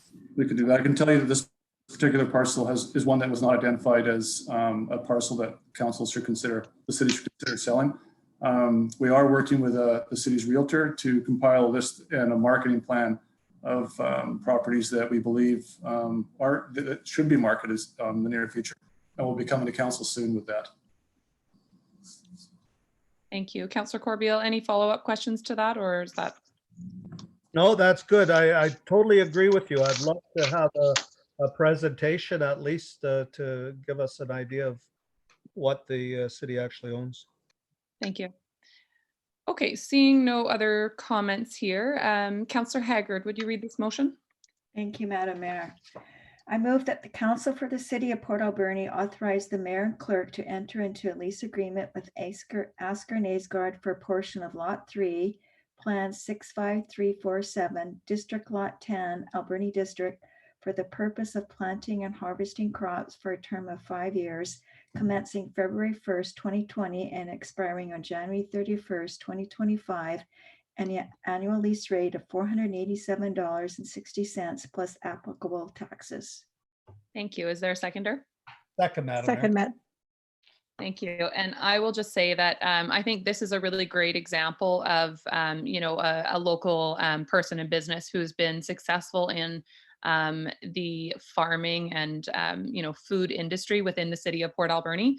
I think especially right now, there's so much more talk about food security and growing local and eating local foods, and just making sure that we always have access. And a part of the conversation when we review the properties that we own might be to see which pieces of property might be available for small farm use and for food, for community gardens or food production of some sort. I know that the Shelter Society and the Shelter Farm program has been working on training people to be market gardeners on very small plots of land. So where some pieces of land may not be traditionally marketable, they might be marketable in other ways that meet other strategic goals of the community. So it's just something to keep in mind. And I think this is a really great example of a piece of land that's doing just that. So Gotta keep going with that sweet Alberni corn. That's right. Oh yeah, we can't lose that. That's for sure. Okay, so seeing no more comments on the motion, all in favor? Carried. Thank you. And item 4 from the Director of Finance is finance timelines. And Andrew, if you are on, I will just pass this over to you. Thank you. Okay. Thank you, Madam Mayor. So staff are providing the financial timelines just to give council an awareness of our timelines that we need to adhere to. Obviously, with the COVID event, we are looking at some relief from the provincial government when it comes to our annual audited financial statements and our reporting of that data to their online filing system. These two items, they've said that we can defer these if required, and our focus should be our financial plan and setting our tax rates for the year. And you can see the attachment to the staff report. It's the circular that was provided by the province on April the 2nd. With our statutory deadlines for the taxation requirements, it's important that we do undertake it in the timeline that we anticipate and we normally do. Cash flow is a concern, of course, and we look to the senior levels of government to provide support to those who would require some taxation relief as far as property taxes. With that being said, we have heard in the news that the City of Vancouver is struggling and do have concerns about their taxation and property owners not paying their taxes in this upcoming year. We've talked with the Municipal Finance Authority just about the possibility of having a shock to our tax collection in the year. And we are in a position at this time that we normally do not have a requirement for borrowing. Some municipalities and regional districts will have an anticipation bylaw set for borrowing. So that's not something that we normally undertake at the City of Port Alberni. With that being said, we did also hear the City of Port Coquitlam defer the tax collection date to September 2nd.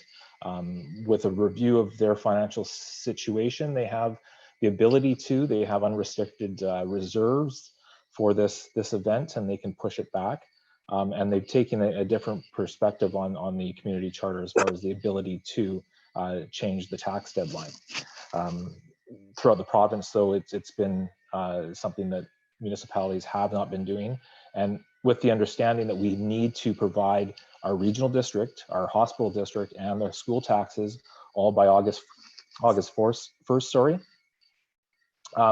Those are funds that we'd have to borrow for in order to pay by that deadline date. So it's important that we stay on task and set our taxation date and look towards the provincial government for support for the property owners. So thank you. Thank you. Are there questions from council? Councillor Paulson.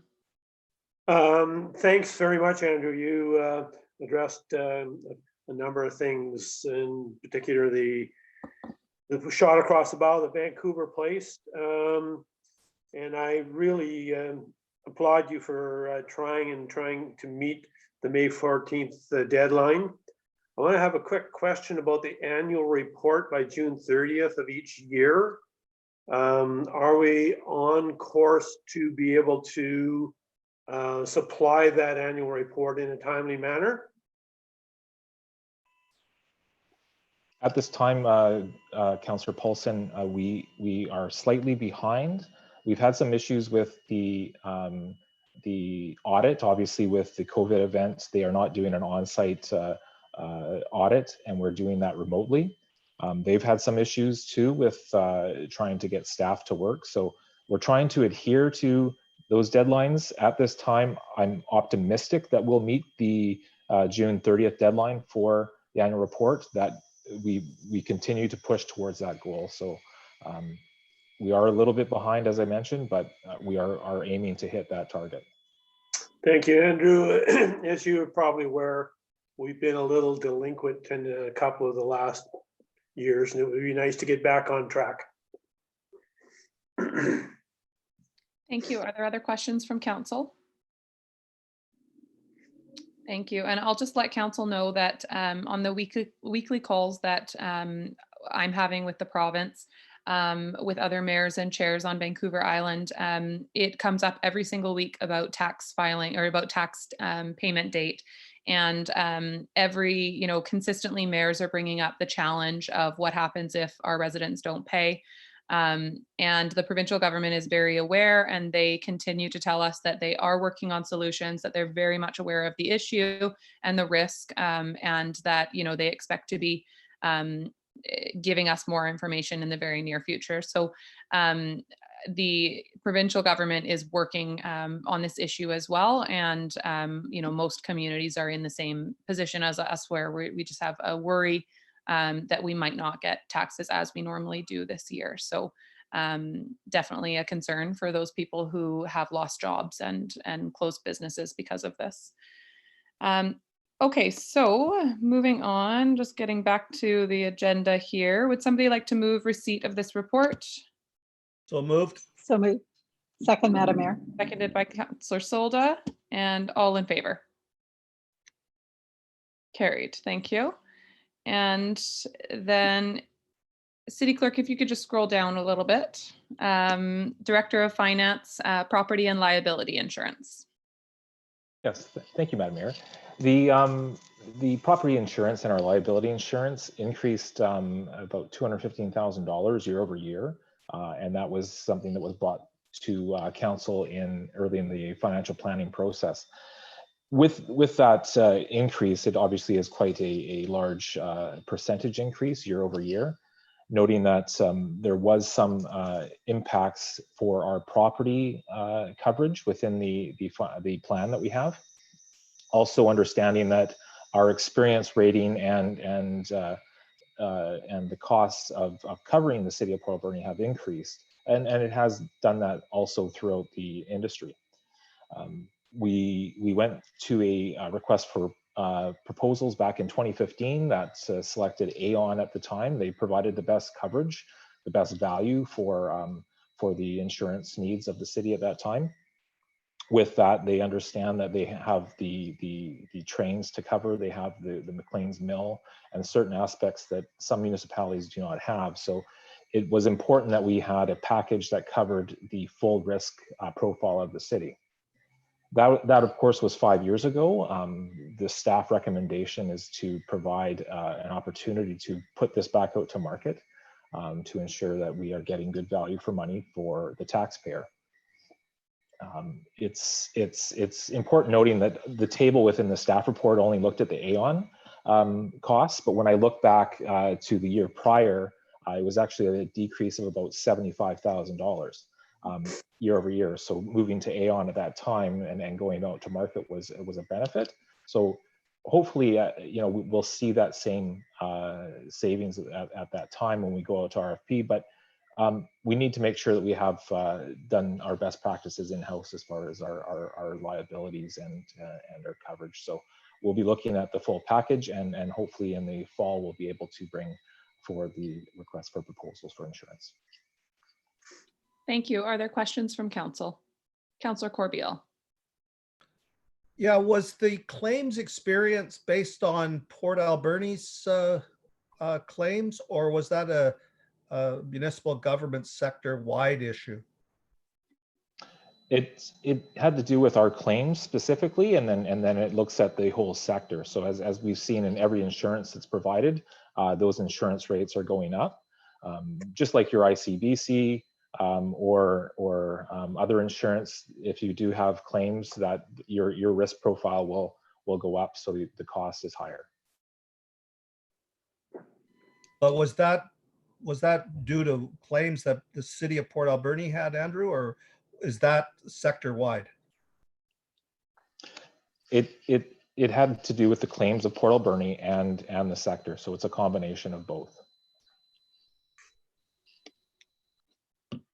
Thank you. Are there questions from councillors that I've missed? Councillor Paulson?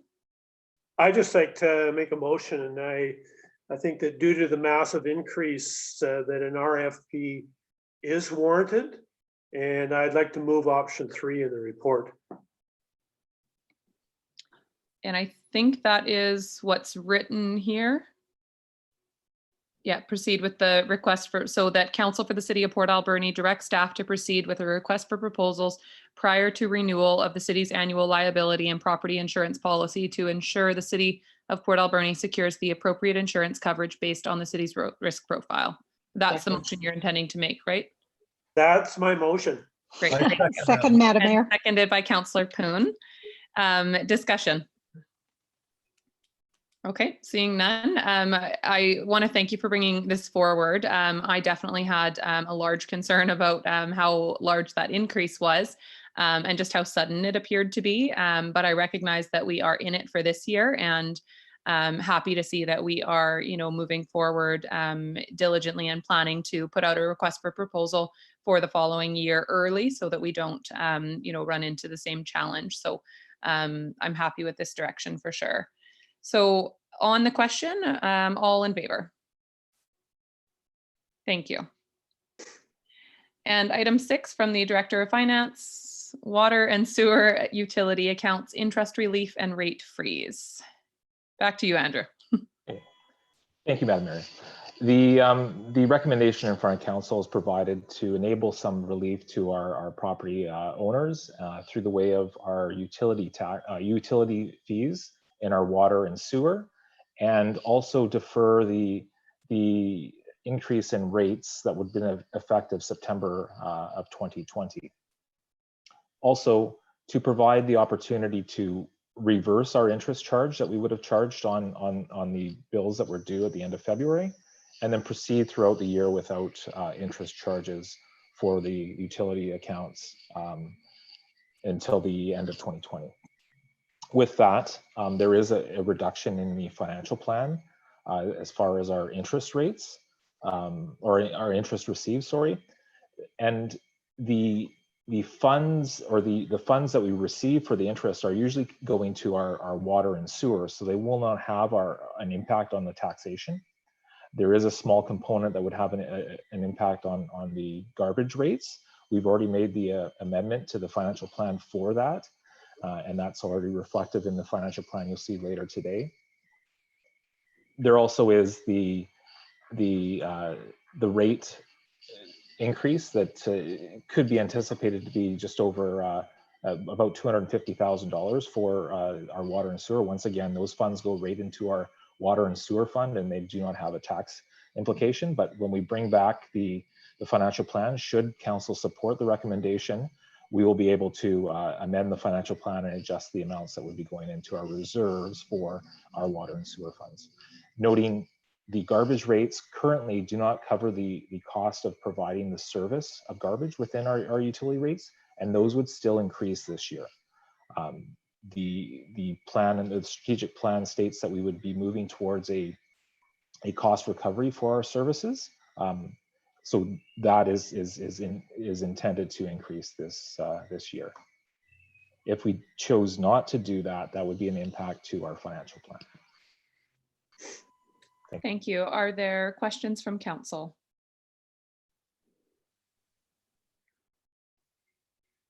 Okay, seeing none, I'll just say that I am definitely supportive of the recommendation to basically not charge interest and freeze our rate for the coming year. I have been a big supporter of the increases that we've had in our sewer and water rates over the last few years. While I know they've been difficult in some cases because they have been larger than average increases, I think that those increases have been about long-term sustainability of our assets, which is critically important. And, building that asset management plan so that we know that we'll always be able to provide quality sewer and water services to people. But I think right now we are more focused on providing short-term relief to the taxpayers of our community and not increasing rates further. I think it was 5%. I think is a great initial step and will not stop us from, getting back on track long-term when this corrects itself. So I'm definitely in support. Are any, Councillor Solda? Yeah, Madam Mayor, I'm going to make the motion if that's fine. And I'm a big supporter on this because aging infrastructure has been my beef, and we needed to maintain it and look in the future. But this is a different time right now. So I'll move that the council directs staff to reverse the interest charges on the utility accounts due on February 28, 2020, set the due date for the next utility invoices for September 15th, 2020, and the final, for utility invoice due on December 15th, 2020, with no interest charge in 2020, and further that the September rate increase be deferred until 2021. Second, Madam Mayor. Thank you. Any further comments? Seeing none, all in favor? Any opposed? Carried. Okay, and moving on again to the Director of Finance, waiving of interest payments on city leases and other accounts. Thank you, Madam Mayor. With the waiving of interest on our leases and the property nuisance bylaw offenses, it's a very small component that's not impacting the financial plan. It's not banked on as far as funding coming throughout the year. And traditionally, the leaseholders will be paying their leases in a timely fashion. So the provision for the interest within that lease agreement that we have with our leaseholders, specifically at the Harbor Quay, is quite punitive. It's a 2% per month, an effective rate of 26% per year, which at this time is a difficult burden to be putting on the leaseholders down at the Harbor Quay, and even with our bylaw or our other accounts receivable. It's a small amount that would have very little impact on the financial plan. With that being said, we have to be mindful of the request that the Harbor Quay leaseholders had at our last meeting, which asked for a waiver of the lease payments. We cannot do that as far as a local government. Within the charter, we must not provide a benefit to a business, and that is not something that we see as an option. That would be providing a benefit to the business. There's options for businesses to access the financial support that is coming from the federal and provincial government, and we expect them to do that. But we can work with the leaseholders and the other accounts receivables to work out a payment plan in the future when we have this event past us, that would be able to allow them to continue to operate and then pay their lease payments in a timely fashion. So while the recommendation is a little bit open-ended as far as the timeline, we'll be bringing back further information to council in order to support the repayment of the lease payments that would be due. Thank you. Are there questions from council? Councillor Solda. Yeah, this is not really a question, it's a statement. I don't know about the emergency fund for some of these businesses because they're mom and pop businesses, they're little boutique businesses. And even to access the $40,000 loan won't apply to them because they are the only employees. They don't normally mom and pop operations, because my parents were mom and pop operations, don't pay themselves. It gets reinvested. So if they're closed, some of them are closed, some of them are open. If there's no walk-in traffic, there's no cash flow. And so cash flow means no bills. But I understand if we're not able to waive the rent, I understand that. And this is the next best thing. So I know there's a big lobbying from this morning going on a conference call that these small mom and pop operations are doing a lot of lobbying right now because they're closing, and not just in our community, but it's in all communities. So I think that's important to note. Hopefully the government will hear them, and there will be something out there for our small mom and pop operations. Thanks, Madam Mayor. Yeah, as we heard from the chamber earlier as well, they don't qualify for the wage subsidy. So I think there are a lot of gaps in the programs that have been announced currently. And I think we're going to start to see some changes to those. There already was a big change. The original wage subsidy that was announced, that was 10% wage subsidy, was only available to corporations and nonprofits and totally excluded any sole proprietors. A lot of small businesses are sole proprietors and not corporations. So that was addressed in the 75% wage subsidy. And I think we're going to start to see more of those gaps start to be filled as the unintended consequences of certain businesses not receiving support start to come out. So I think that we have to continue to lobby, but some of these issues will be addressed on their own as well. So I have Councillor Corbeil, Councillor Haggard, and then Councillor Poon, I believe. Did I hear the Director of Finance correctly when he mentioned this would apply to nuisance properties as well? Yes, that's correct. Right now we have a interest payment on late payments, and then if those accounts are not paid in a timely fashion, they are transferred to collections, which we won't do at this time in the recommendation, if supported, of course. Yeah, I'm just having a hard time understanding. I appreciate it. It financially isn't a ton of money, and it's not supposed to be punitive, but more of an incentive for people to improve their properties. I mean, you don't have to look much past that home on 10th Avenue that's looking quite beautiful now, and just the mere fact that it was a nuisance property has brought it up to something that the neighborhood could be proud of. Absolutely. So this wouldn't stop us from going out and ticketing and our bylaw officers continuing to work on those nuisance property bylaws, and it wouldn't get rid of the tickets. But what I'm hearing is they wouldn't go to collections right now, and they wouldn't have interest charged on them. Is that correct? That is correct, Madam Mayor. Okay, thank you. So it doesn't mean that, they couldn't be sent to collections in January if there were ongoing issues. I think this is a temporary measure for sure. Councillor Haggard. Thank you, Madam Mayor. I'm very supportive of the motion to assist our small businesses down at Harper Quay and working with them to defer their lease payments.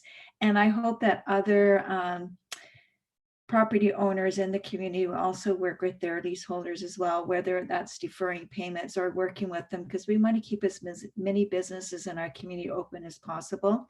However, could I make a suggestion that instead of leaving it open-ended, could we put like a timeline on it and we can always review it again? I'm thinking 4 months because I'm optimistic that they're going to be able to open in July and August for the summer, so they get some of that summer traffic. So maybe saying that we will revisit it in 4 months, so that'd be April, May, June, and July that they could defer with an option to review at that time.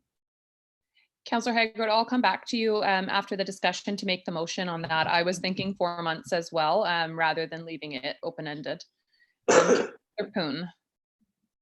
Thank you. I agree with everything that's been said, and particularly Councillor Haggard, who said that we should have 4 months. I think we should also set a date as to when the deferred interest is to be repaid, I guess. Oh, I see it here in the motion. Okay, thank you. Thank you. Were there other comments? Okay, seeing none. Councillor Haggard, would you like to make a motion? Thank you, Madam Mayor. I move that council authorize staff to waive the interest provision within all lease agreements that are currently applied, an interest penalty, late payment, etc., during the 2020 calendar year, and further looking to defer lease payments for the months of April, May, June, and July, and revisiting it before July 1st payments are due. And then working with each account holder, establish a reasonable payment schedule. Does that make sense? First, is there a seconder? Okay, seconded. The only thing I think is I'm not sure if we want the wording to be waiving lease payments. And sorry, I think that was the wording. Oh, sorry, I didn't mean to say waive. I meant defer. Oh, okay. Actually, sorry, you may have said defer. Yeah. I think that we may not be able to defer the payments, but we are waiving the penalties, which effectively does defer the payments. or makes the payments, if you don't pay on time, there's no penalties and interest for that. Am I correct in understanding that, Andrew? That is correct. There would be no interest penalties applied in 2020. So if we waive the interest provision, Councillor Haggard, we don't need to actually officially defer the payments. I thought we had discussed at our financial, last financial budget meeting about deferring payments and then incorporating that into the remainder of their lease. So my understanding is that's what we are doing with waiving the interest. They will still owe the money, but if they don't pay it, they will, and Andrew can correct me if I'm wrong, but if they don't pay it, they will not have interest or penalty on it. And then they'll have to work with the city to come up with repayment terms. Okay. That is correct. So Andrew, is the motion okay, or somebody, Twyla possibly, is the motion okay as it currently reads where it says defer payments for 4 months, or are we allowed to defer payments officially? I believe the motion on the agenda does say to waive the interest provision. Yes, but And it was read differently. Oh, apologies. Sorry. Yes, if we could have it waive the interest provision as worded, with the Okay, exception of adding those April, May, June, and July. Okay, so Councillor Haggard, just to clarify, the motion that you made, we would just amend it to take out the Yes. deferring the 4 months, and we would just have the interest waived for those 4 months. Is that acceptable? Yeah. Okay. And Councillor Solda, as the seconder, is that acceptable to you? It's the same intent. Yep, totally. Thank you. Is everyone clear on that and what it does? Okay, perfect. And any further comments or questions? Seeing none, all in favor? Any opposed? None opposed, carried. And there is a second motion here. Councillor Haggard, would you read that one as well? Thank you. I move that council authorize staff to see all transfer of outstanding amounts to collections for the remainder of 2020 on all accounts excluding property taxes and utilities. Second, Madam Mayor. Thank you. Any questions? Seeing none, all in favor? Carried. Thank you.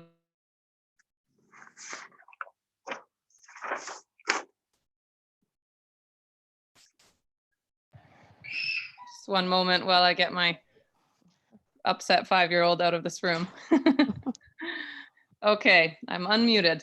Item 8, we have from the Deputy City Clerk, regulating use of single-use plastics. City Clerk. Thank you, Madam Mayor. So council may recall a delegation from the Ad Hoc Plastics Committee that took place the latter part of 2019. At that time, council was being asked to consider the banning of plastic checkout bags, including plastic straws. At that same meeting, then council directed staff to prepare a report which spoke to what plastic ban strategies other municipalities have implemented and information of what the Alberni Valley currently handles on how it handles its recycled plastics. So just doing a quick analysis of what other municipalities have done, you may recall that the City of Victoria took the lead on this initiative and established a bylaw that banned the use of plastics and straws. Their bylaw was challenged and successfully for that matter. And basically it fell to the ruling that the Minister of Environment should have weighed in on the bylaw prior to it becoming in force because the banning of the single-use plastics fell outside of the City of Victoria's ability to do so. So right now, that is still under review with the courts, and Tofino and Ucluelet specifically have gone ahead and introduced new bylaws with the provision that they were seeking ministerial approval. While this is going on, we've since had the federal government and the provincial government step up to indicate their commitment to deal with this issue. and federal government saying as early as 2021. And the province went ahead with a citizen survey to look to how improvements could be made to that regulation. So essentially, the staff report is being provided to council for information at this point, and just waiting for the provincial government's engagement with the general population to conclude before moving forward with any definitive steps on the part of the city of Port Alberni. Thank you. Are there questions from council on this report? Councillor Poon. Yeah, I'm totally in support of regulations banning single-use plastic. And I think that, yes, we should wait for the provincial government to figure out what they're doing with it. Thank you. Thank you. Are there other questions? Councillor Haggard. Thank you, Madam Mayor. I think if we pass this bylaw, it's one of those bylaws that we don't have the staff or the ability to even enforce it as it is.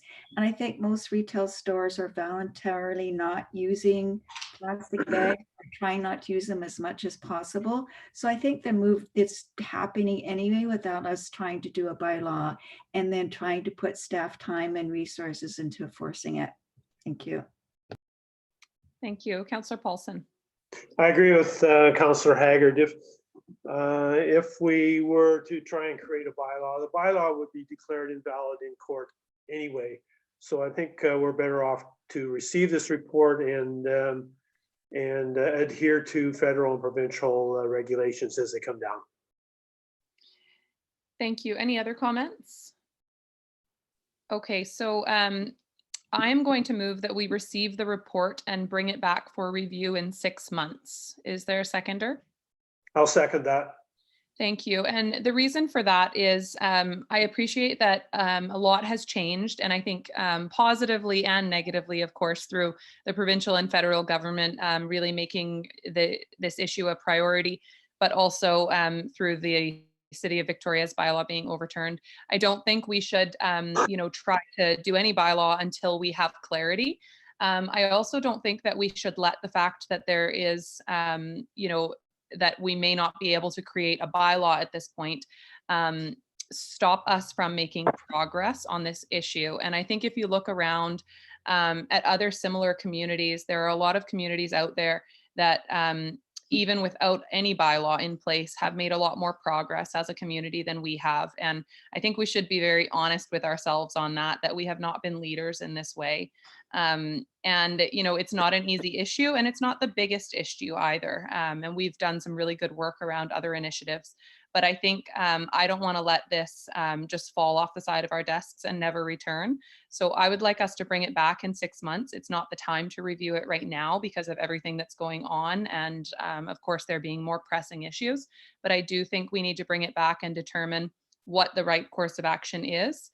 In 6 months, we could have legislation to follow, and it could be kind of a moot point, or if not, then there could be an opportunity for us to look at what the right way to get where we want to go is. And maybe that's just through leadership with local businesses and making more of a priority out of it. I know that Tofino and Ucluelet, although they have a bylaw now, they really did most of their work without a bylaw, and they did most of their work in public engagement, planning, working with their business community, working with nonprofits. So I think that a bylaw is not the whole picture, and I look forward to when we bring this back and are able to focus on it again.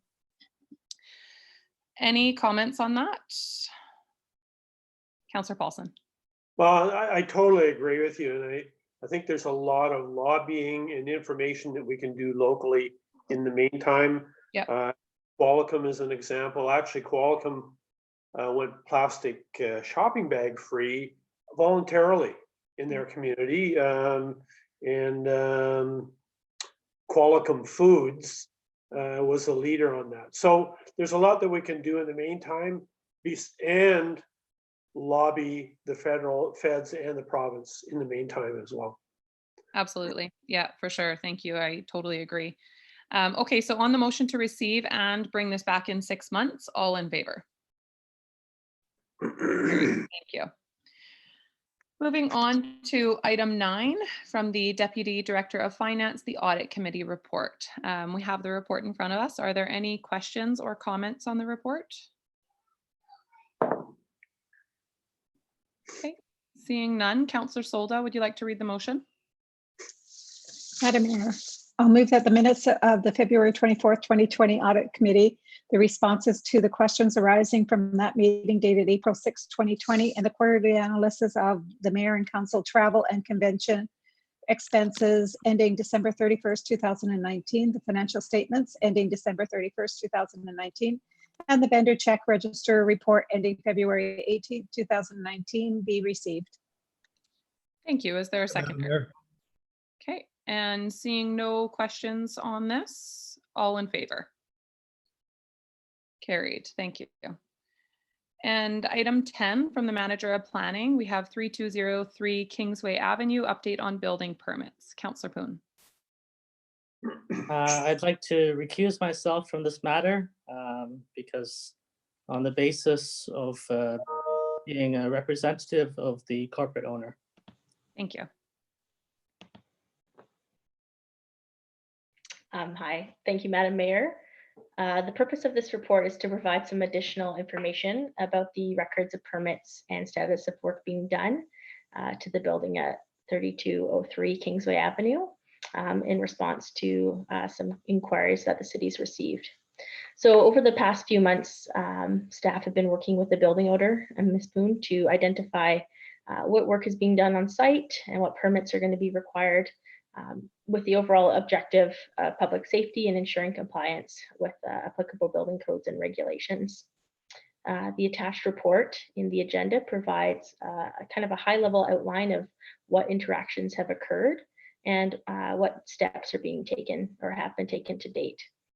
Now, of course, there have been some unanticipated delays in the process, primarily due to recent COVID-19 situations, specifically as we've adjusted our operational procedures to better ensure safety for staff and the public, and kind of changing how we do on-site inspections to ensure that we're still providing that essential service, but with safety precautions in place. So with that, though, the city continues to work with Ms. Poon, who has submitted a building permit application.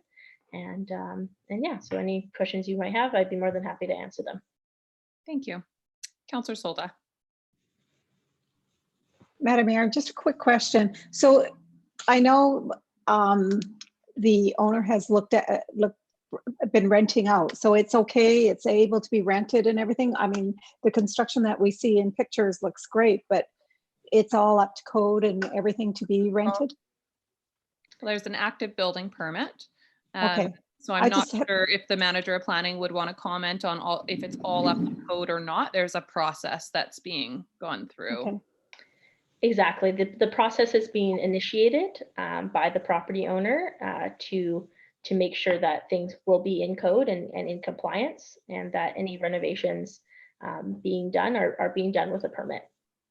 Super. And the other thing too is, will we be able to send this report to the person who wrote the letter and answer all the questions that the person has asked? Yeah, I believe the clerk's department is the one that has been liaising with the individual. I haven't been liaising with them directly, but maybe they can provide further clarification on that. I think the report has been sent, as far as I understand, Okay. to the individual. Okay, fair enough. Thank you. Thank you. Are there any more questions from council? Councillor Paulson. Just a comment, and I look back through the history of this, and certainly there was some timing with regards to permits and stuff that were a little bit askew, and whether it be just not knowing the process or whatever. But after reading the report, I'm convinced that that the developer and the company is moving forward with good intentions, and that the building permits and so on have now been brought into play in a timely manner, and I'm happy with the report to this date. Thank you. Any other comments? Thank you, Manager Planning, for the report. I think the important thing here is that, there is an active permit, and we know that our planning department and building inspector will work with the proponent to ensure compliance just like any other person. So thanks so much for the update. No problem. Thank you. CAO? Madam Mayor, just a point of clarification, as I understand it, there is not an active permit in place. There is an active application for a permit in place. So we're all clear. Thank you. Okay. Let's see. Oh, somebody has to move receipt. Would somebody like to move receipt of this report? I'll move that council received a report dated April 7th, 2020 from the manager of planning for information. Second, Madam Mayor. Thank you. And any further comments or questions? Seeing none, all in favor? Carried. Would somebody like to text Councillor Poon?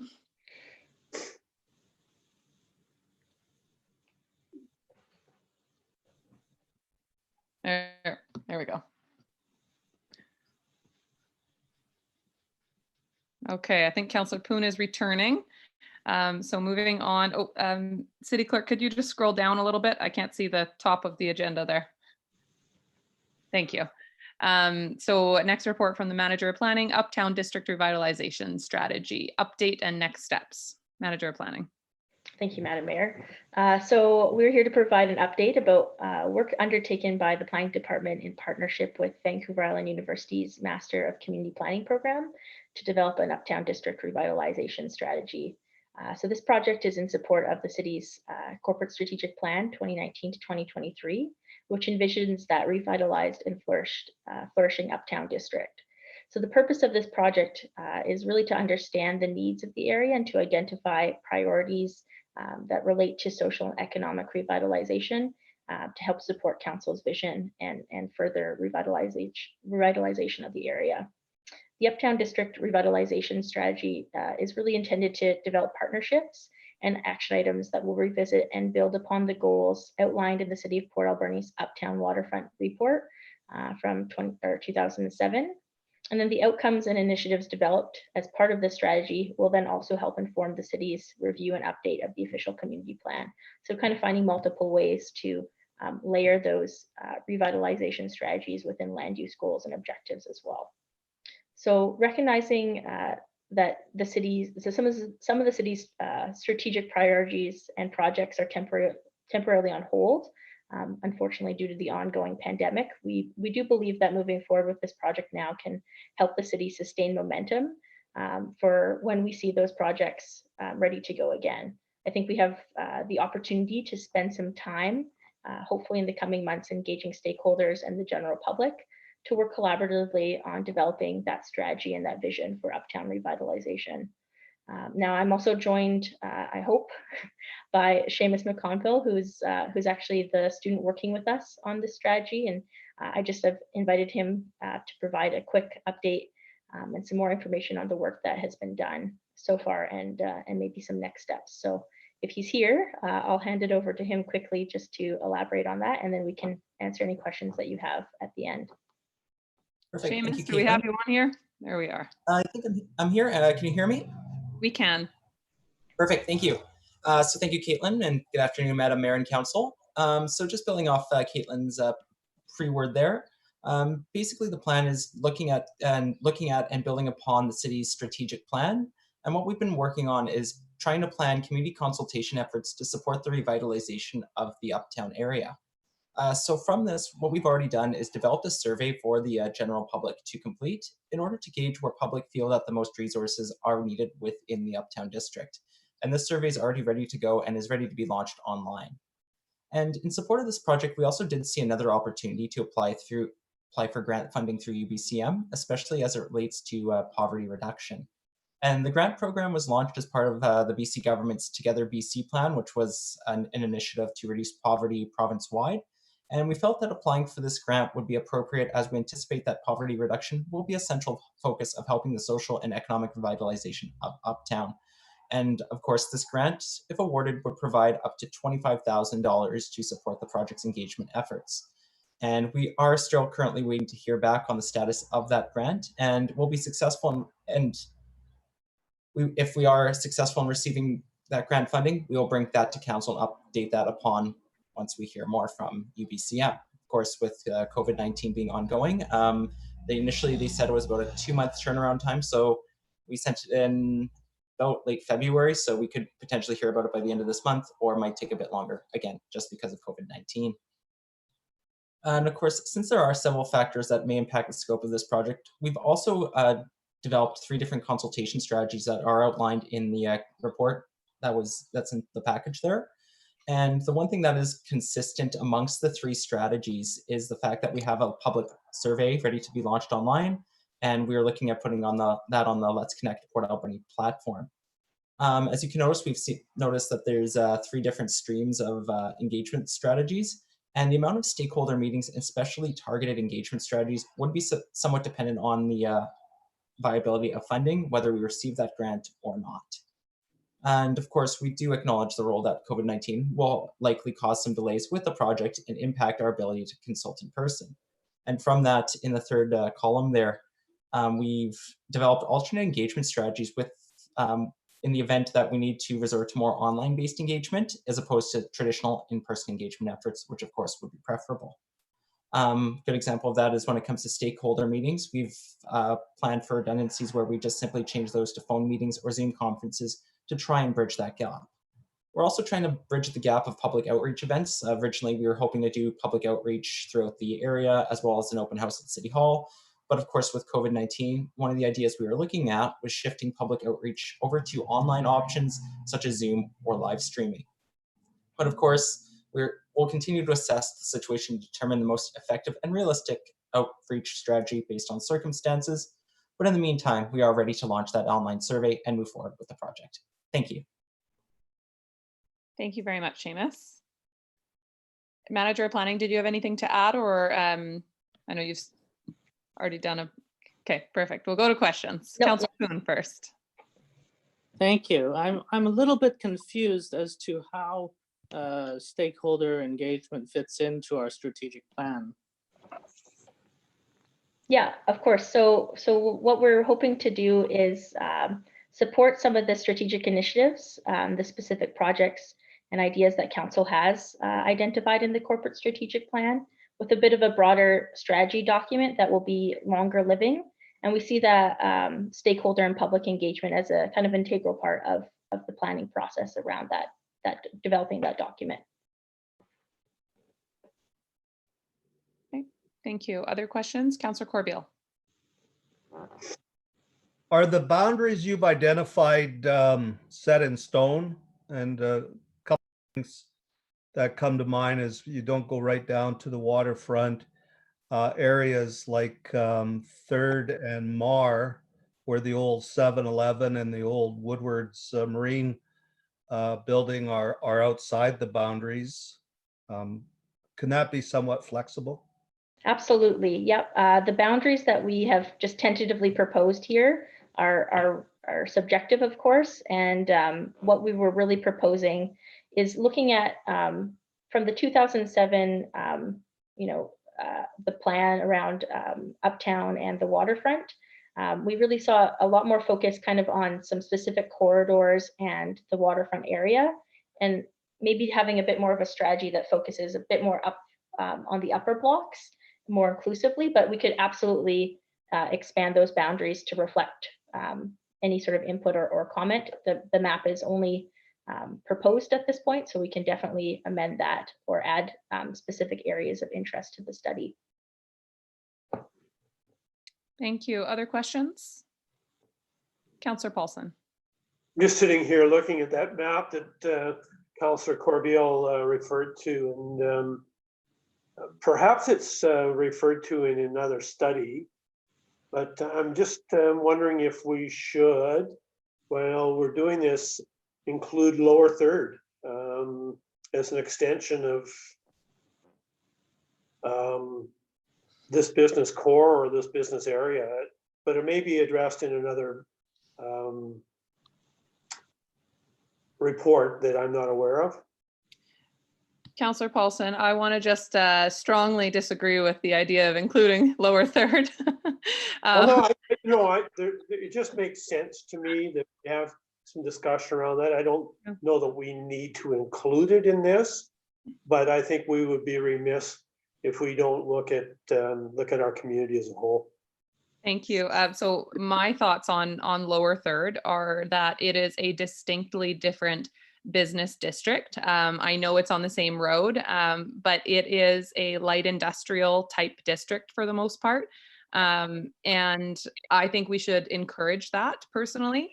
And I know our strategic plan, or sorry, our OCP will probably comment on that, and we'll start to go into some of the planning around that. But I see lower third as very different in terms of a vibe and a feel and what we're trying to accomplish and the types of businesses we're trying to attract.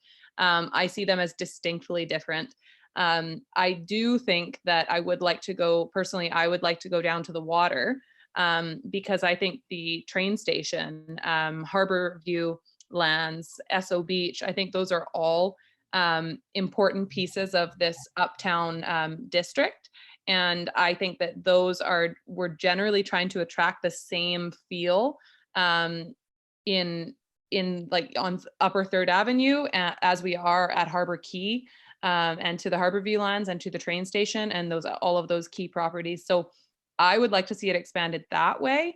But I would not personally be supportive of expanding it down to lower third. I do think that lower third will have to have, conversation about greater vision during the OCP process. Yeah, I don't really care how that conversation takes place as long as it does happen. If it's not included in the report, it's not going to break my back. But lower third, there's no sense in driving up that drag strip if there isn't some continuity in planning. So for sure. I respectfully, I don't disagree with you at all. I respectfully submit that we need to consider it as well, whether it be under separate discussion, I don't know. Thank you. Anyway, thank you. Councillor Haggard. Thank you, Madam Mayor. I agree with your comments, Madam Mayor, about incorporating Lower Argyle with Harbor Key with this study. It's all going to be fluid and all together, and we want them to have the same feel and the same focus. So I do agree. I think we need to expand the boundaries, but not to lower third, Councillor Polson. Sorry. I agree. But we need to have the discussion, and whether it's included in this or not, we've talked about lower third, putting in traffic calming down below, so it's more continuity with upper third. So Sure. It just makes sense that we have some sort of surface discussion about it. I'm not going to get into an argument about it. Point taken. Thank you. Councillor Poon. Yeah, I agree with Councillor Paulson that a discussion should be had about lower third, but I do feel very strongly that the Uptown district should not include lower third. And I do agree that the Uptown district should go all the way to the water. It's very important that we have a focus because if we're not focusing on something, then we're focusing on nothing. Thank you. Thank you. That's my favorite Helen Poon quote, by the way. It's supposed to be everything. That's right. You got it wrong today, Councillor Poon. Okay, thank you. Were there any other comments I had missed? Councillor Solda or Councillor Washington? Okay. Let me just see if we have a motion written here. While you look for the motion, I'll just add that more than happy, we'll update the map as per council's articulated vision today to include kind of the lower aspects of Argyle down to the waterfront. I'm just looking for additional clarification. Do you envision the Harbor Key to be part of that or to be separate from that? Personally, I do envision it to be a part of that greater kind of shopping district that we're trying to accomplish. How does other councillors feel? Councillor Washington?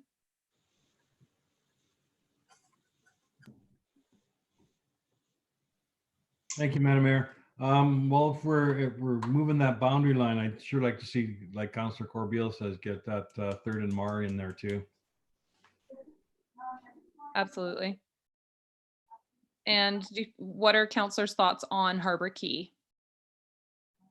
Councillor Haggard.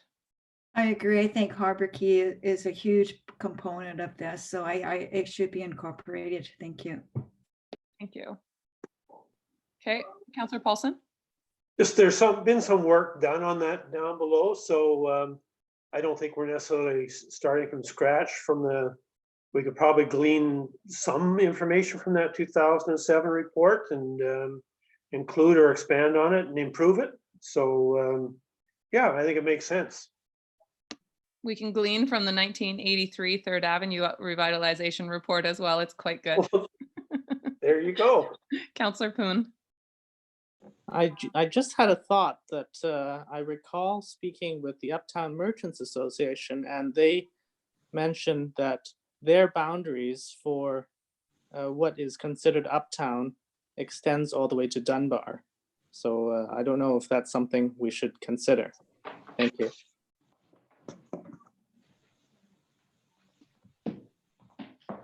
Okay. So I think at this point we are just receiving the report. Would somebody like to move receipt? So moved. So moved. Okay, is there a Second. Second. Okay. And I guess we will get an update back once we kind of know if we received the grant or not. Work will just continue to proceed for planning otherwise. Okay, so on the motion, all in favor? Carried. Thank you. Thank you, Seamus, for joining us. Thank you. Thank you. Have a good day. You too. Okay, and thank you to the Manager of Planning. And our next item is from the Manager of Community Safety, enforcement of public health orders. Do we have Gayleen?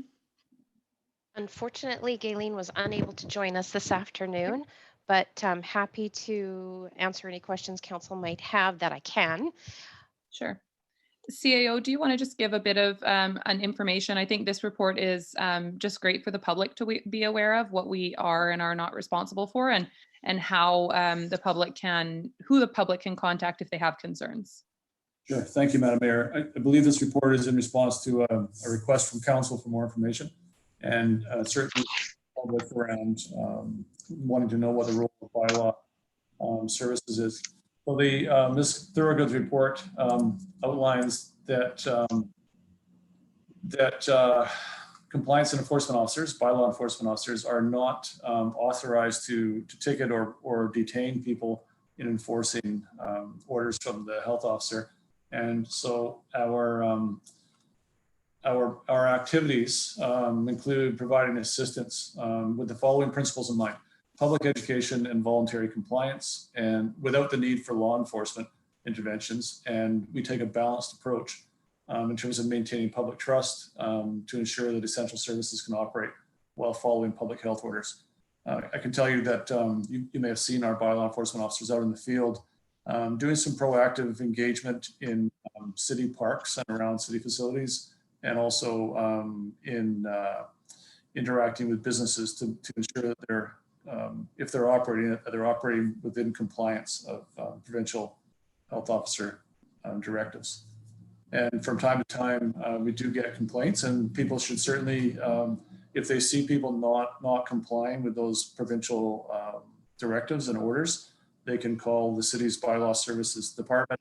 We will go and investigate, and we'll pass that on to the province. Thank you. Are there questions from council? Councillor Poon? Yes, I was wondering if we could have our Manager of Communications publish this report in our social media channels.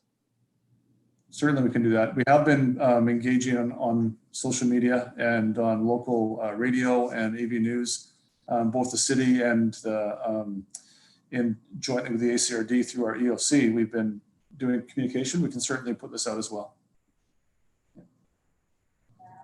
Thank you. Any other comments or questions? Oh, Councillor Solda?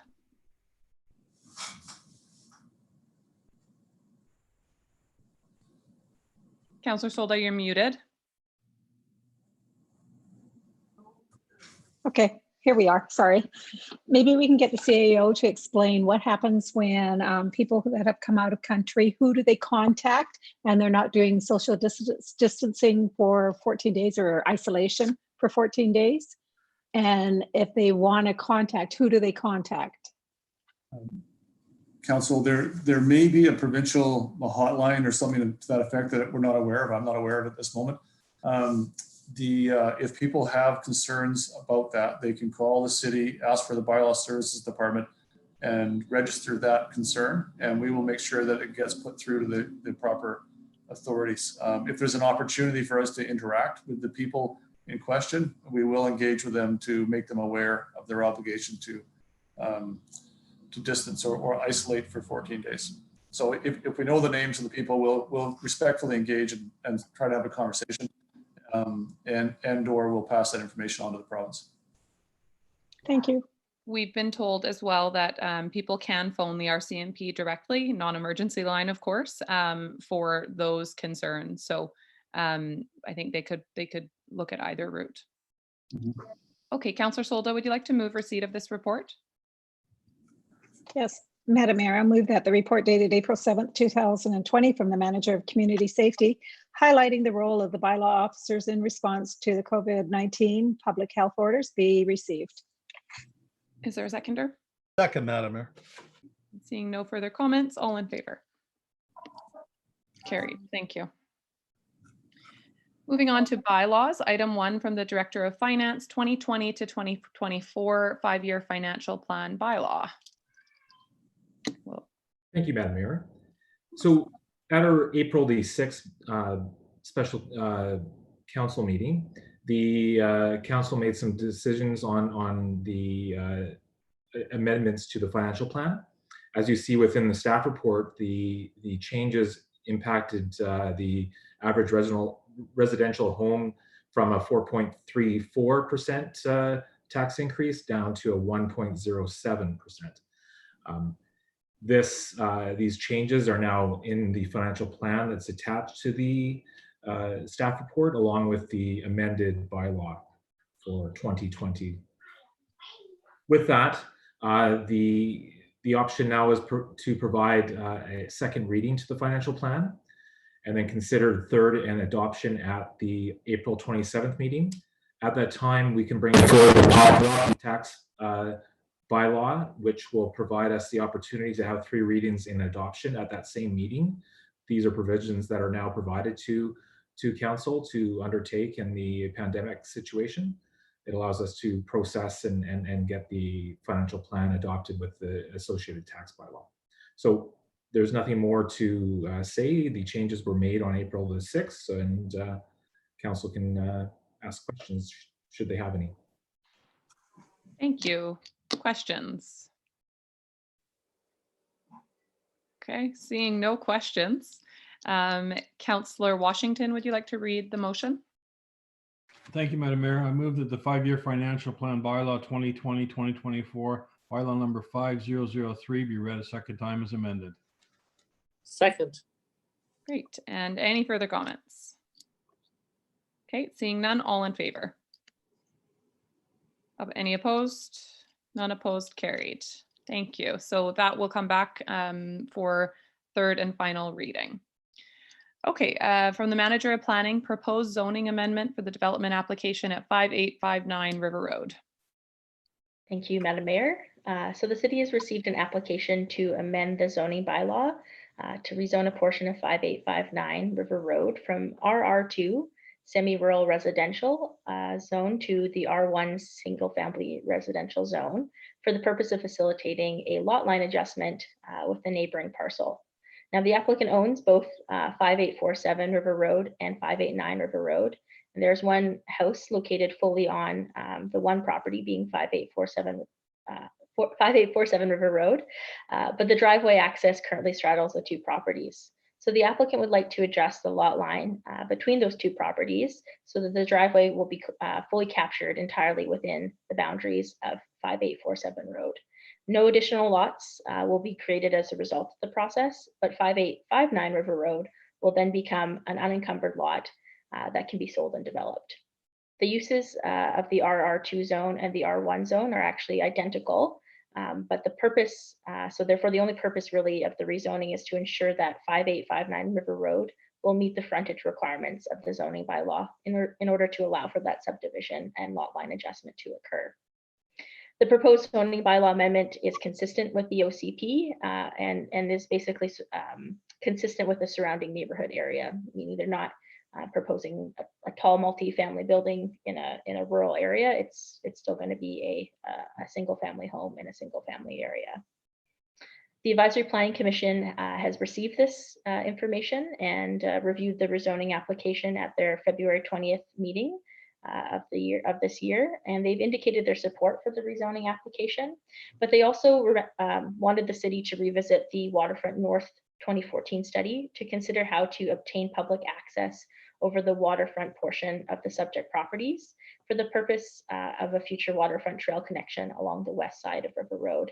So you can see kind of from the map that's on the screen there, the properties extend basically on both sides of River Road, and they're hooked properties. So looking at the Waterfront North study, which is a long-term planning document with many different types of goals and strategic objectives, one fundamental goal of the study is to prioritize public access to the waterfront whenever possible. While the study envisions the creation of a multi-use waterfront trail that runs along the side of River Road parallel to Somas River, it doesn't specifically provide a blueprint or specific details on how to obtain that public access over private property. Recently, I have met with the applicant in person, virtually, over the phone to start a discussion about public access to the waterfront through the properties, and they've indicated that they're open to that idea, which is really positive. So with the first and second reading of the proposed bylaw amendment, I'm really just asking for some direction on one of three options that we've proposed to council today to consider. So the first option is to basically proceed with the proposed recommendations, which include securing some form of public access to the waterfront portion of the properties. Set option number two, the second option, is to proceed with the proposed recommendations, but to remove the condition of securing public access to the waterfront. And then option three is to do not proceed with the recommendations as proposed and provide alternate direction. We're recommending that option one be considered. And if council would like to pursue this long-term waterfront trail goal as part of the specific rezoning process, then we're proposing that I'll go back and work with the applicant, identify a viable option, and bring forward that information to council at the time of scheduling the public hearing. Oh, I think you might have been muted, sorry. Thank you. Any questions from council? Councillor Poon. I didn't know that this was part of our strategic plan, so I don't think it is. Perhaps you know, in terms of securing public access, I don't think that's a real priority for right now. So maybe we can just go ahead without securing it. I'll just add to that, Councillor Poon, that while this may not specifically be mentioned in our strategic plan, the Waterfront North study and doing a review and starting to implement what is, practical and reasonable from the studies that have been done over time is a piece of our strategic plan. Our strategic plan also talks about, waterfront access and investing in our waterfront in new ways and that kind of thing. So I do think that the intent of this is in line with our strategic plan. And I think this would be a very long-term goal. We're not going to acquire, waterfront rights to all of these properties overnight. But if we don't start at some point, and we may not get to a point that with this that is viable. But I think my feeling would be it's worth trying for sure. Yeah, Caitlin, do you have anything you want to add to that? Yeah, I think you articulated that very well, Madam Mayor. I would definitely re-emphasize that, yes, it's not specifically stated within the strategic plan, but I think some of the core values are consistent with Mayor and Council's vision for the city. And I think it's really more about seizing an opportunity within the ongoing work that the city does outside of the corporate strategic plan. So looking at this rezoning process as kind of a once in a 30 to 50 year opportunity for this specific parcel to secure some sort of easement or covenant or some sort of legal mechanism that allows the city to hopefully in the future, when multiple properties have been secured, build out a trail along that path. Thank you. Councillor Poon, do you have a follow-up comment? Yeah, just to say that I appreciate Caitlin for starting this conversation, taking this opportunity to start this conversation about securing access. Thank you. Thank you. Councillor Corbeil? Yeah, I agree that you got to take these opportunities when they come along. They don't come along very often. And judging by that map, Caitlin, am I correct to assume that there's a 7-meter setback on either side of the road where there would be room to build a pathway? I believe there currently exists some form of basically a public easement along the edge of River Road, but that doesn't extend into the individual's property that then goes down to the actual river. Thank you. Other comments? Okay, seeing no other comments, Councillor Corbeil, would you like to read these motions?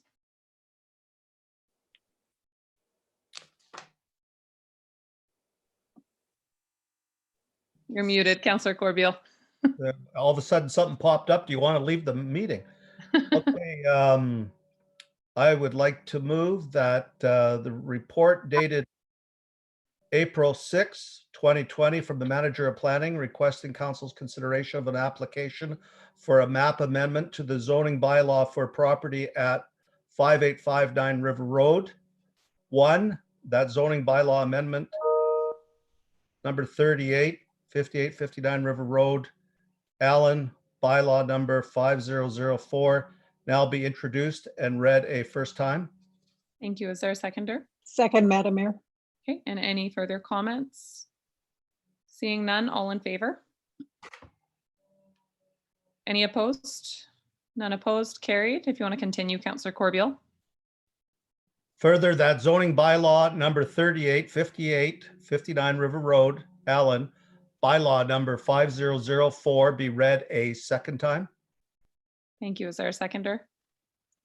Second, Madam Mayor. Okay, and seeing no hands in the air, all in favor? Carried. And further, that prior to council scheduling a public hearing, the applicant and the Manager of Planning identify and agree to a mechanism that will secure public access to the waterfront portion of the private properties for the purpose of constructing a multi-use trail in the future.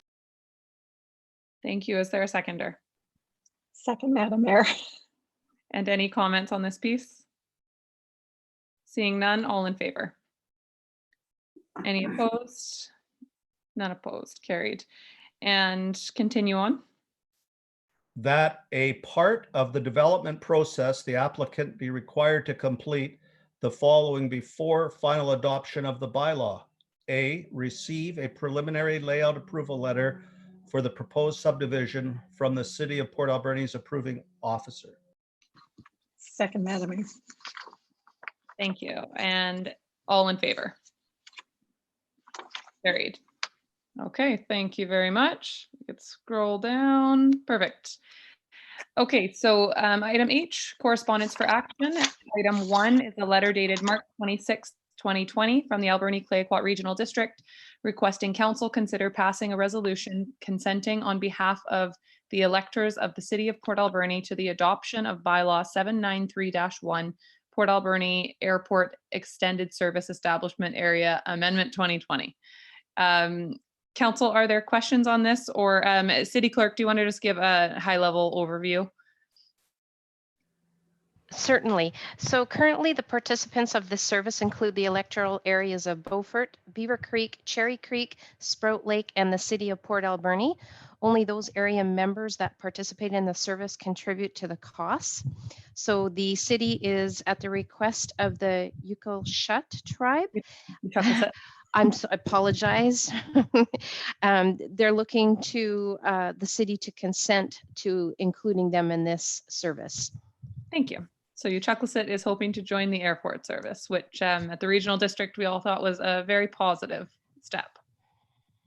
Okay, Councillor Haggard, would you like to read the motion? Thank you, Madam Mayor.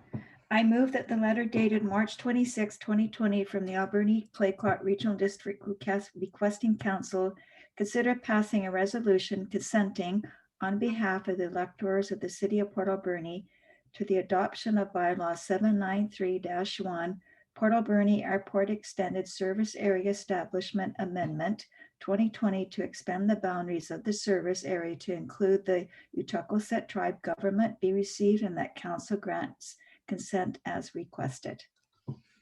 Thank you. Is there a seconder? Second, Madam Mayor.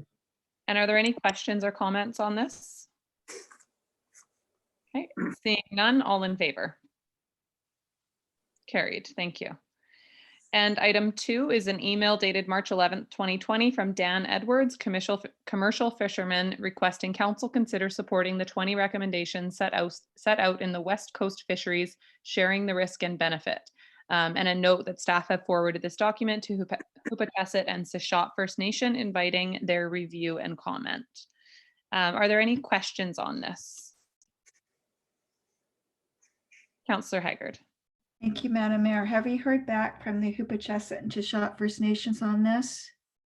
I understand we have not yet, and I'm not sure, I don't think it's been too long since we sent it to them, so we may not hear quite yet. Okay. But the idea was we wanted to reach out to them first. Should we table this motion then until we hear back from them for their input? City Clerk, are you able to scroll down so we can see what the suggested motion is? So I think it's just to receive for this.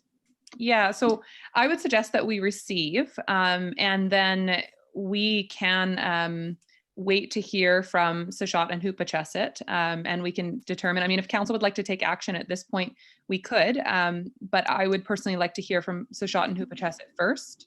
I agree. And then we can bring it back if that is okay with council. Councillor Solda, did you have a comment? I do. Madam Mayor, isn't the ACRD, isn't the mayor of Tofino on a committee to do with fisheries? I believe they're with the AVICC representing, I believe she is. And I received an email, but I haven't looked at it yet regarding the fisheries. So from the AVICC to take a look at it before it goes on further. I would just like to look at it again after, because I'm not an expert. I don't fish. I don't know much about the fisheries. And I would love to hear from the First Nations and other people who do this and understand the fishery more so than I do. Yeah, I mean, so the mayor of Tofino, I believe, is on the provincial working group that has been struck. I know MP Gord Johns is also working very hard on the fisheries issue right now, but this is a very big issue and a very broad issue. And I think that we could certainly reach out to Gord Johns on this as well for some further information and to understand more, you know, if this is in line with the federal government's approach and what Gord is working toward. I think reaching out to Sishot and Hoopatasset is a great step.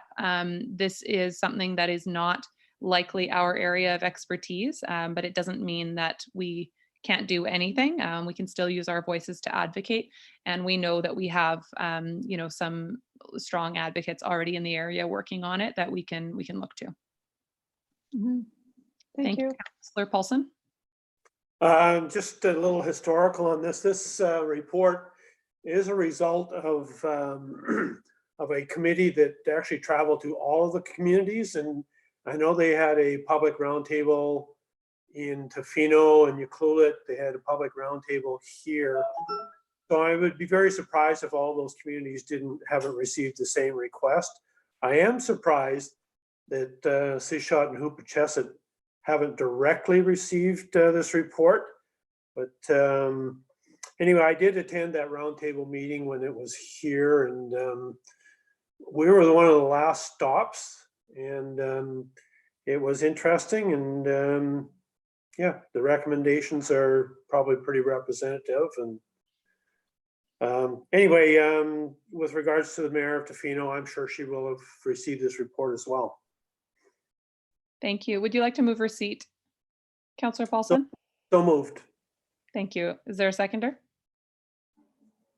Second by Councillor Solda. Great. Any further questions or comments? Councillor Solda. Just one more thing.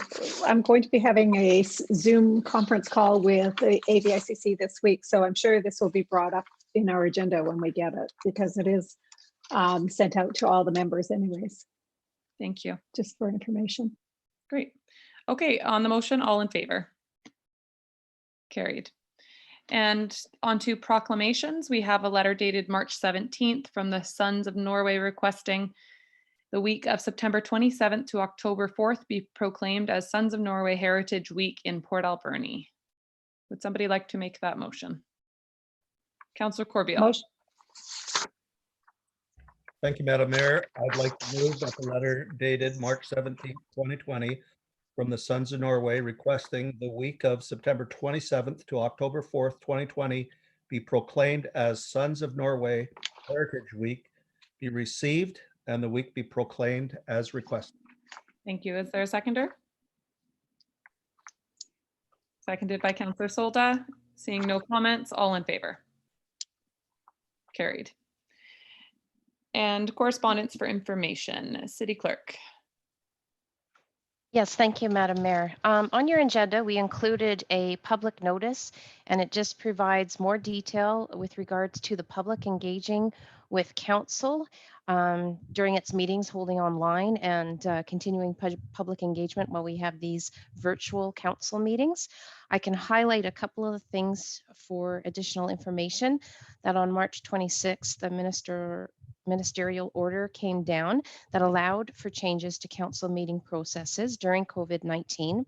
The order and subsequent guidelines authorizes local governments to conduct meetings electronically, to have open meetings without the public in attendance, and to provide 3 readings and adoption of bylaws in 1 meeting if required.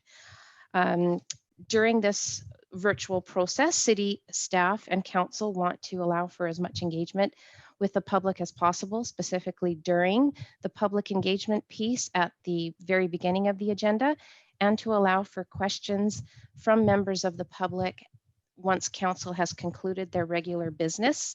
So we've allowed or created a council generic email, which is council@portalberni.ca. And during regular meetings, staff monitor that account and have the opportunity to engage directly with members of council while they're conducting their virtual meeting. We go on to speak about a number of other items regarding how delegations will move forward, how committees and commissions will also move forward, and public hearings, we're still waiting for an additional direction from the province because public engagement during those hearings are important. So we are going to post this information. It is on our website, and we will continue to include it in future council meeting packages for general information. Great. Are there any questions on that? Councillor Solda.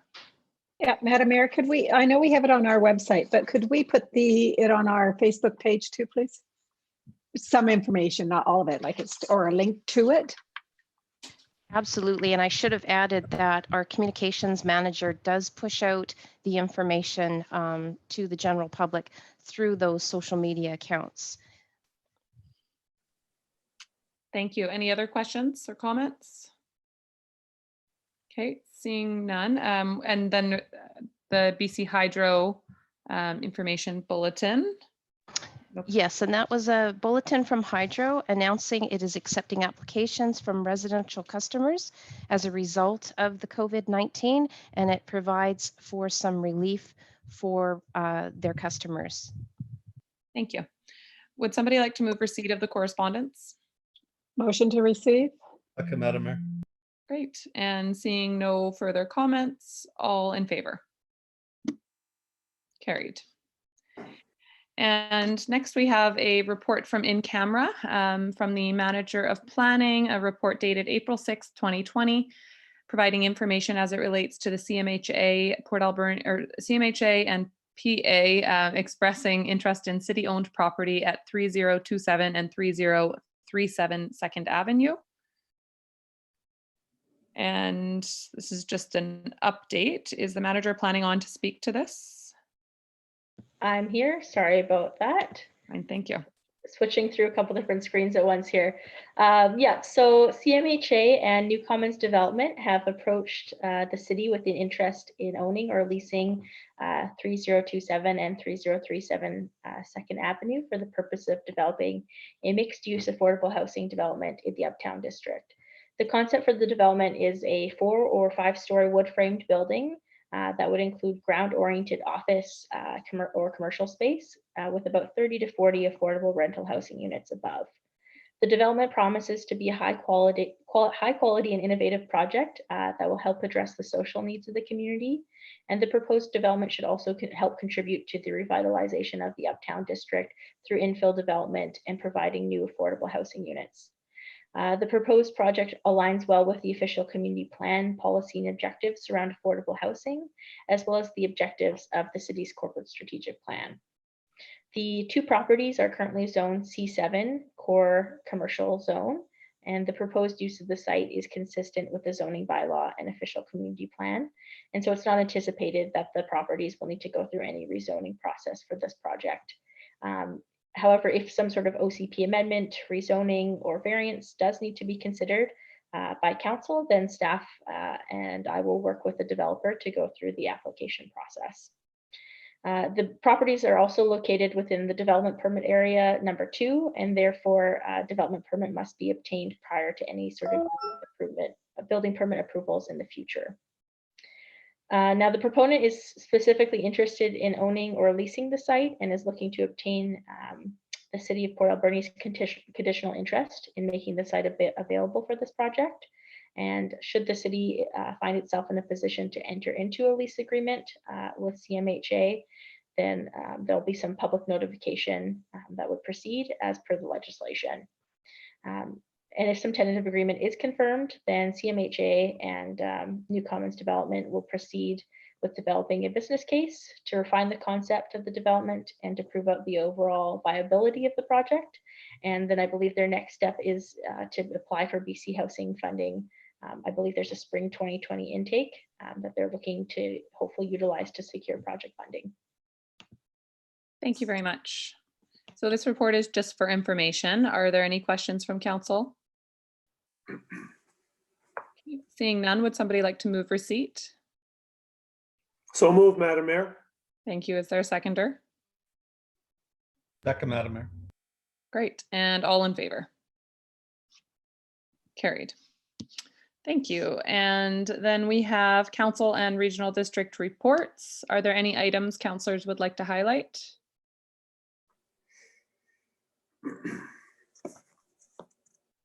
Seeing none, would somebody like to move receipt? So moved. Second, Madam Mayor. Okay. And no questions, all in favor? Carried. Thank you. Any new business from council? Councillor Paulson? I probably should have brought this up earlier, but we were talking about sewer and water rates and forgiving and stuff. Something just jumped into my mind, and I wonder if the CAO may comment on the sewage lagoon project, and if COVID-19 has had any significant effect on its completion coming up hopefully soon, and just kind of where we're at with that. Madam Mayor, I'm aware that our Tritech, as our primary contractor on the lagoon site, has shared with us their COVID-19 work plan. And until as recently as last week, they were still actively working on site. I'm not sure where they are today, whether they're still active or not, but I've not heard that they're not. And I know that they were working, they were very proactive in terms of being able to continue work and comply with the COVID-19 restrictions. So I know they've stopped work on at least one other project, and we saw that as an opportunity for them to put more resources on this job, maybe not less. So I don't have any updates for you on completion date or anything, but as I say, at least up until last week, they were actively working.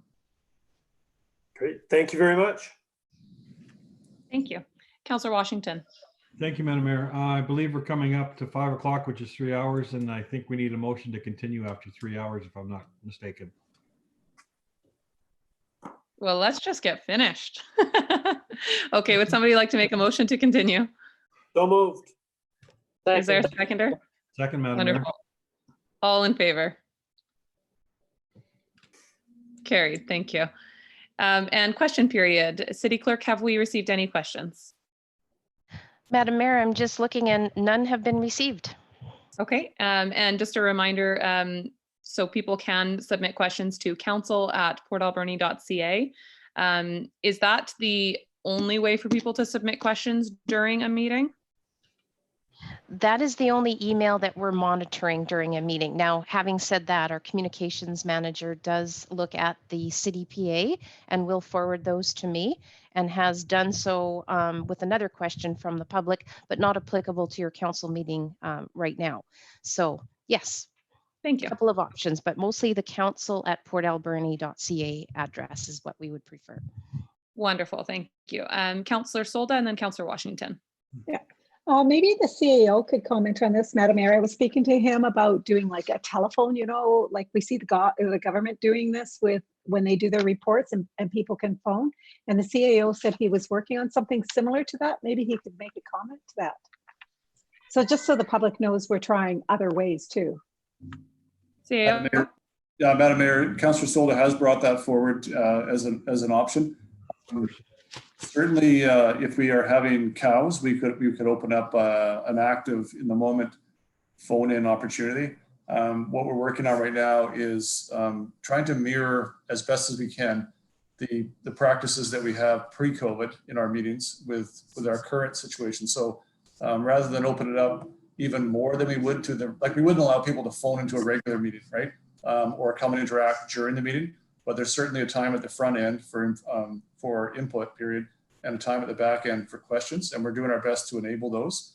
And I think to Councillor Solda's comment, we're working on trying to enable people who have questions to interact via phone, maybe to actually express their own question rather than us translate it. Is that, Councillor Solda, is that what you were referring to? Yes, I was, because there's a lot of people who aren't on the internet, and it's so much easier to talk and you know, and instead of try to type, because they're trying to type and some do only have one finger typing, right? So they don't get the question out fast enough. I would imagine that if people aren't on the internet, they're not watching our meetings right now live, unfortunately. So it would be difficult for them to call in because I don't think this is being streamed live on Shaw. CAO, you can correct me if I'm wrong on that, but.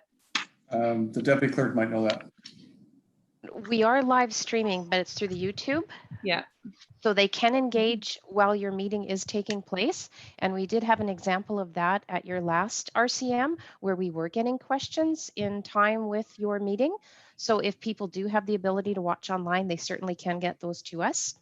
Yes, and so my point was that it's not on Shaw. And so if people don't have access to the internet, then they're not going to be able to phone in because they don't have a way of watching it right now. Live. Madam Mayor, but even if they are watching it through YouTube and that, some people just don't have the capability of typing 40 words a minute, you know, or some people are just one finger. So this way they could talk to us. And sure. We're hoping to enable the ability to phone that question in, or some more convenient. Thank you. Okay, Councillor Washington. Thank you, Madam Mayor. Just a question. Can we check with our friends on 6th Avenue at City Works Yard and see if our tonnage out to the landfill is up because of the closure of the recycle depot or not? Just I had a couple of people ask, so I thought I would ask too. So. Sure. Madam Mayor, we'll ask about our own tonnage, and it's probably worth inquiring at the regional district what the sort of self-delivery tonnage is, whether if you're interested in that, whether there are tonnages up anyway. It seems like there's more people going to the dump these days. Absolutely. Time Thank you. Okay, thanks. Okay, assuming that's the end of question period, would somebody like to move adjournment? So move. Is there a seconder? All in favor? Thank you very much, everyone.